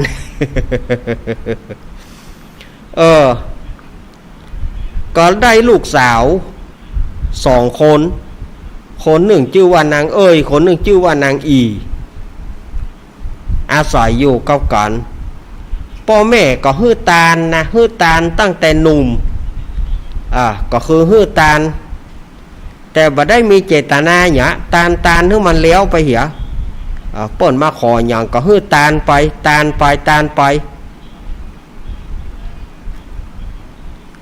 เปิดว่าบ่ฮื้อเสียหน้าเศรษฐีตาลวันละ18 โกฏดูตาลวันละ18 โกฏเข้าของมี80 โกฏ800 ล้านน่ะแล้วก็ตาลวันละ18 โกฏก็เท่าใดวัน180 ล้านน่ะถ้าตาลเนาะเฮายังบ่ได้รับตาลอย่างอีแต่180 ล้านนี่นะเฮาจะเอาสร้างวัดสร้างวาของเฮาให้มันเลี้ยวไปอย่างหมอเนาะปูเศรษฐีก็ฮื้อตาลเป็นประจำเยอะๆแต่บ่ได้รักษาศีลบ่ได้เมตตาภาวนาบ่ได้รักษาศีลเมตตาภาวนาเต้าว่าฮื้อตาลจนถึงอายุได้แสนเนาะคนสมัยก่อนอายุมันยืนนะอายุได้100,000 ปีก็ผัวก็ตายเมียก็ตายนางเอ้ยกับนางอีก็ทรงสักการต้านข้าพ่อแม่ ฮื้อตาลตัวแถมมีอยู่วันหนึ่ง2 พ่อแม่ก็ว่าอีล่าเหยอีป่อเขา2 คนถึงแม่มึงนี่นะฮื้อตาลตั้งแต่หนุ่มมาละจนถึงอายุได้100,000อีป่อแม่ตายเนี่ยนะแล้วเป็นจะได้ว่าไปอีป่อแม่เขาไปเป็นเพศเป็นผีก้อนเข้าอยากน้ำก็ทั้งที่ตาลประจำเนี่ยมันเป็นพ่อไอ้หยังขอให้ลูกทั้งสองไปถามพระพุทธเจ้าให้ป่อยแม่กำเนิดว่าพ่อแม่เนี่ยฮื้อตาลตั้งแต่หนุ่มจนเฒ่าเนี่ยยังว่าเกิดตายไปแล้วไปเป็นเพศก้อนเข้าอยากน้ำขอไปถามเพื่อกำเนิดว่าตื่นขึ้นมานางเอ้ยนางอีก็มาอู้ก่อนอีปี้เจ้าฟอนหาอีป่อยแม่มาหาเจ้าอีปี้ก็ฟอนเหมือนกันถามกันก็ไปตรงกันพอดีอันเฮาก็ไปหาพระพุทธเจ้าปะนางทั้งสองก็เลยไปเฝ้าพุทธเจ้า ไปถามพระพุทธเจ้าว่าพันเตภควาข้าแต่องค์สมเด็จพระสัมมาสัมพุทธเจ้าพ่อแม่ของข้าเจ้านี่นะเป็นเศรษฐีมีเข้าของนักเข้าของหลายเปิ้นก็ฮื้อตาลไปติ๊กตั้งแต่หนุ่มจนถึงเฒ่าเนี่ยเปิ้นได้ฮื้อตาลแต่เนี่ยอย่างบุญบ่กำบ่จูเปิ้นพ่อง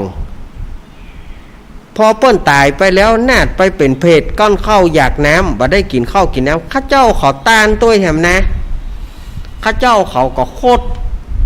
เอาเข้าของตาลไปตัวแถมเนี่ยอย่างพ่อแม่จึงบ่ได้บุญขอพระองค์เทศนาเฮ้อข้าเจ้าตึงสองฟังกำเตออีหล่อยามนั้นองค์สมเด็จพระสัมมาสัมพุทธเจ้าเปิ้นก็เลยบอกว่าอีน้อยเหยเฮาตถาคตจะเล่าถึงพ่อแม่สู่เขานี่นะคือฮื้อตาลอย่างเดียวแต่บ่ได้รักษาศีลเมตตาภาวนาจะรักษาศีลก็กลัวเสียศีลก็ป้อยบ่ได้รักษาศีลบ่มีสักข้อพ่อแม่สู่ก็ปากันไปฆ่าสัตว์ตัดชีวิตโดยเฉพาะอย่างยิ่งไปฆ่านกน้อยเอาเลือดนกมาผสมยาลม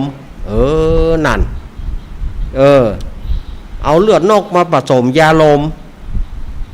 มันเลือดนกนี่มันเป็นยาได้กับป่อก็บอกว่าอันนี้พระพุทธเจ้าวิปัสสีสัมมาสัมพุทธเจ้าเปิ้นว่า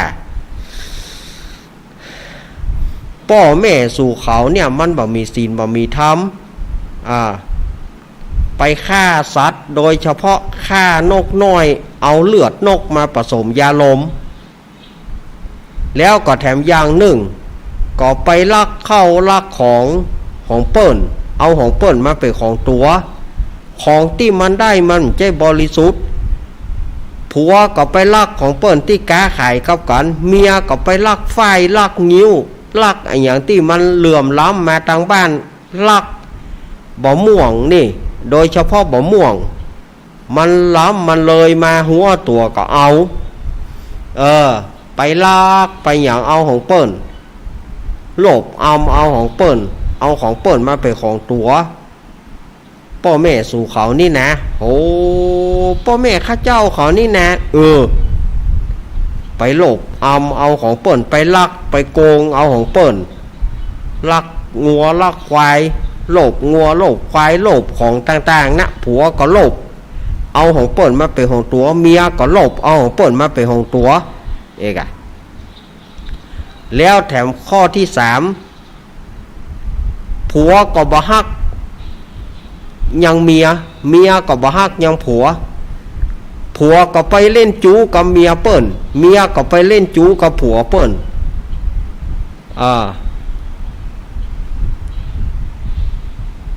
ไปเล่นจู้สู่ผัวเมียเปิ้นแล้วก็ไปจุไล่ให้เปิ้นตกเบี้ยเสียของ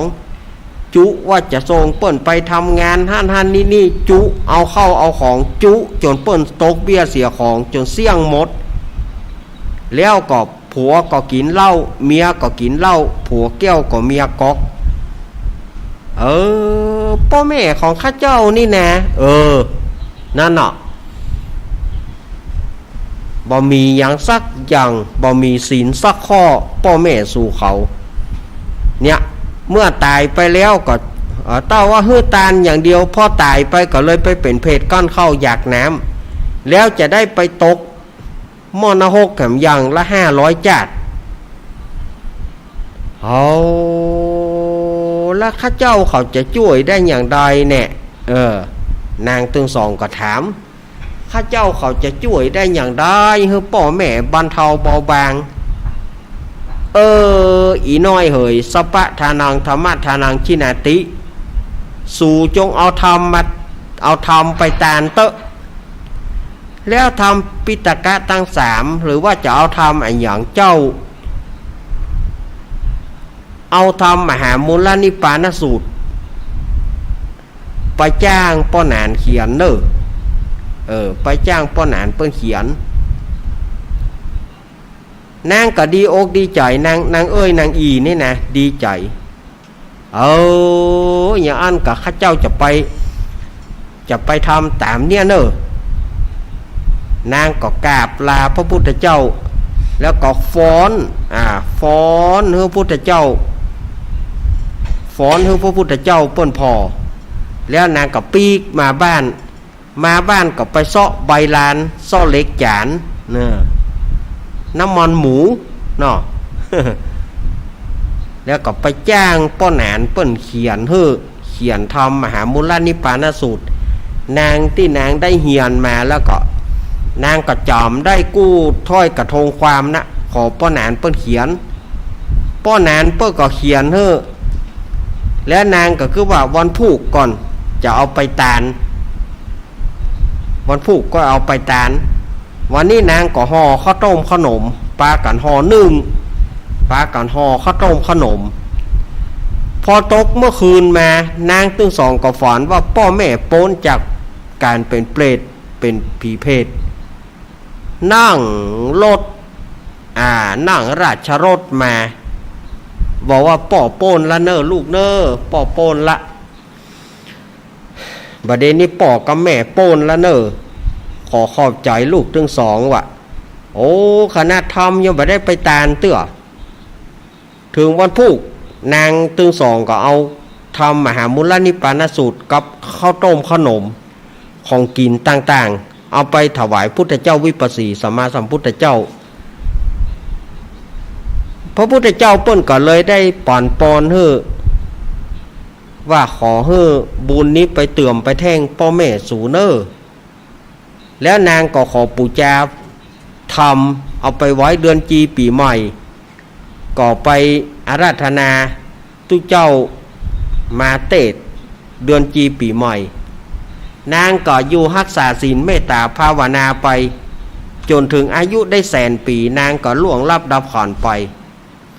อันนี้ก็คือใจความของธรรมมหามูลนิพพานที่อาตมาได้เอามาเล่าเป็นนิทานให้สถาญาติโยมว่ามันเป็นอย่างอีเนอเรื่องราวมันมาอย่างอี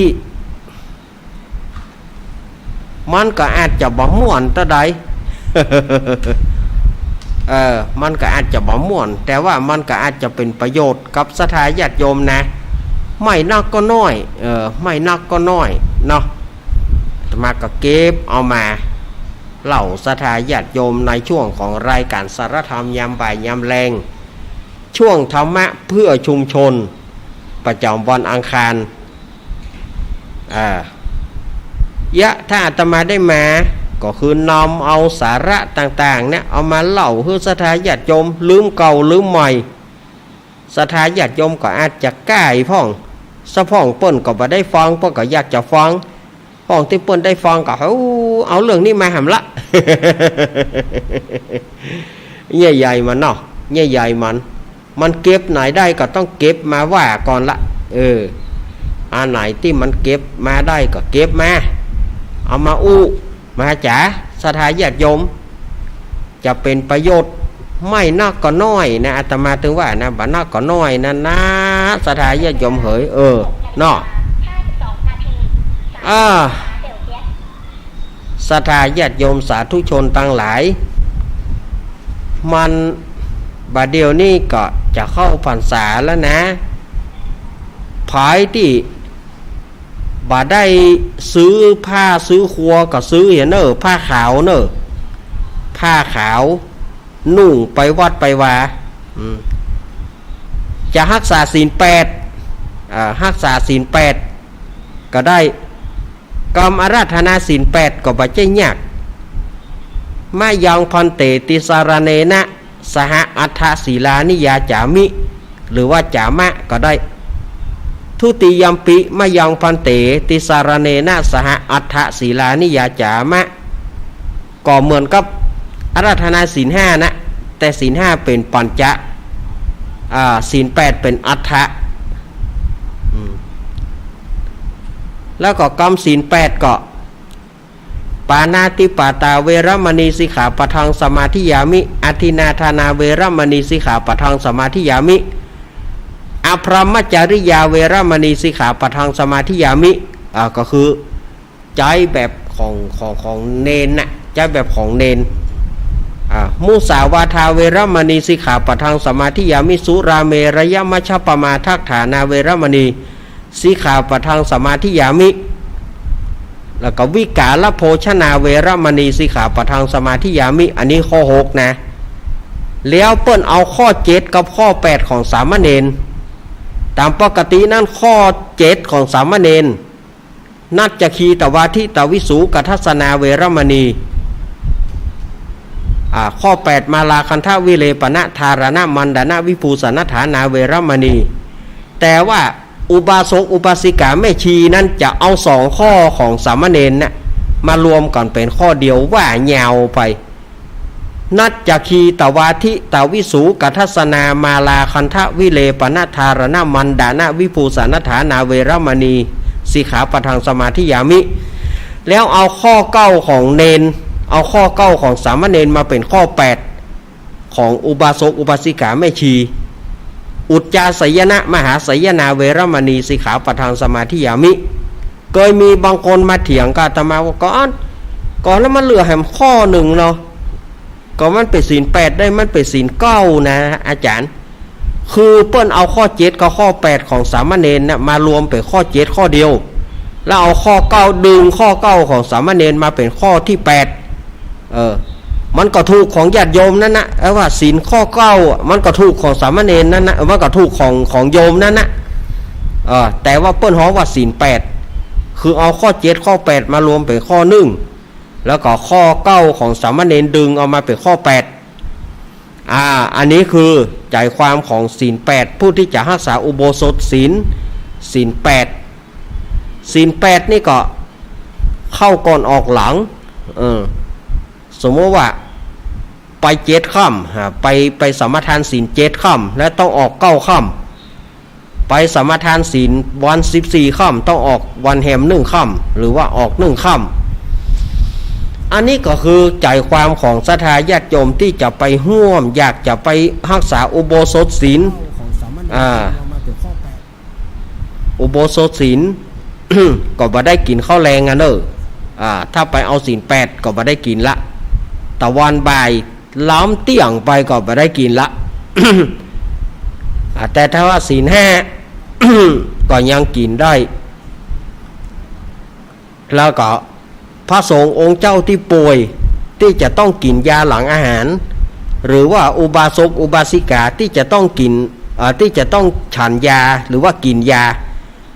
กรณีที่จะต้องกินยาอันนี้เปิ้นก็อนุโลมปฏิโลมเพื่อว่าเปิ้นอนุญาตให้กินแรงได้เพราะหยังเปิ้นจะเปิ้นให้กินยานั้นมันเป็นยาหลังอาหารจะต้องกินข้าวอย่าก่อนเปิ้นบ่กินข้าวก็กินขนมอย่างกระจ่างก็เพื่อให้มันหองท้องแล้วก็กินยาไปถ้าบ้านยาจะไปกัดกระเพาะเพราะยานั้นเปิ้นสั่งนักสั่งหนาไปยาหลังอาหารนี่อันนี้มันเป็นอย่างอี้นะศรัทธาญาติโยมนะเอาแล้วศรัทธาญาติโยมเหยว่าไปว่ามาเวลาจับเบะเหมือนเตะไว้ จับเบะเหมือนเตะไว้หมดเวลาบอกงานศพของดำครับข้อสุดท้ายครับอันนี้ก็ไผที่จะไปไผที่รู้จักนางหน่อยติบคำหรือว่านางหน่อยปันศีละเนอเปิ้นได้ล่วงลับดับขันไปเปิ้นได้ถึงแก่กรรมไปก็ตั้งศพไว้ที่บ้านสันเมืองงั้นเนอบ้านอาตมาภาพนี่นะตำบลหนองร่องอำเภอเวียงร่องจังหวัดลำพูนเปิ้นจะเสียศพจะชาปนกิจศพเอาง่ายๆก็คือจะเผาศพอีกแล้วเนาะเอาง่ายๆภาษาพื้นเมืองจะเผาศพในวันที่20 มิถุนายน20 มิถุนายน 2567ที่ชาปนสถานสุสานปัจจาบ้านสันเหมืองผายที่หูจักผายที่หูจักนางหน่อยโดยเฉพาะเปื้อนฝูงที่ทำงานนิคมอุตสาหกรรมตั้งลำปูนก็ ไปส่งสการต้านขาบนางหน่อยเนอะ คืนนี้คอยกระเตะครับ คืนนี้ก็จะมีเทศน์สวดอภิธรรมคืนนี้นะก็จะมีเทศน์แล้วก็สวดอภิธรรม คืนนี้ปุ๊บกันอย่างกระเตะครับ ก็มูนะเปิ้นนิมนต์ทุกเจ้าไว้ บอสกันครับ โอ้ยเนาะจะไปซักไซอย่างนั่งหนาฮะ ตัวต้นจะอยากเอาไปฝากเตะ บัดต้องหรอกตู้เจ้าวัดสันปุเลยวัดปทุมสารารามเนอะสีเตี้ยบ้านโฮงเนอะเปิ้นจะมาเทศน์แต่อาตมาก็บ่ฮู้ว่าพระคุณเจ้าองค์ไหนนะคืนนี้ก็ไปฟังเทศน์ฟังสวดอาตมาก็เดียวก็รอรถมาฮับก็จะไปวัดก็ส่งน้ำส่งท่าแล้วก็จะลวดเข้าไปที่งานขาวดำแห่งละจะไปสวดอภิธรรมอยู่วันนี้เนาะเอาละศรัทธาญาติโยมก็หมดเวลาของอาตมาขออ้างเอาคุณพระศรีรัตนตรัยสิ่งศักดิ์สิทธิ์ทั่วฟ้าสากลโลกจงอภิบาลรักษาศรัทธาญาติโยมทั้งหลายอันเป็นที่ฮักเคารพนับถือได้อยู่ดีมีสุขเคราะห์จงโยกโศกจงคลายทุกข์จงหายกลายเป็นสิ่งที่ดีอยู่ดีมีสุขเหมือนกันจุผู้จุคนอภิวาทานาสีริสานิจังวุธาปัจจายิโนจัตตารโรธรรมาวัฏันติอายุ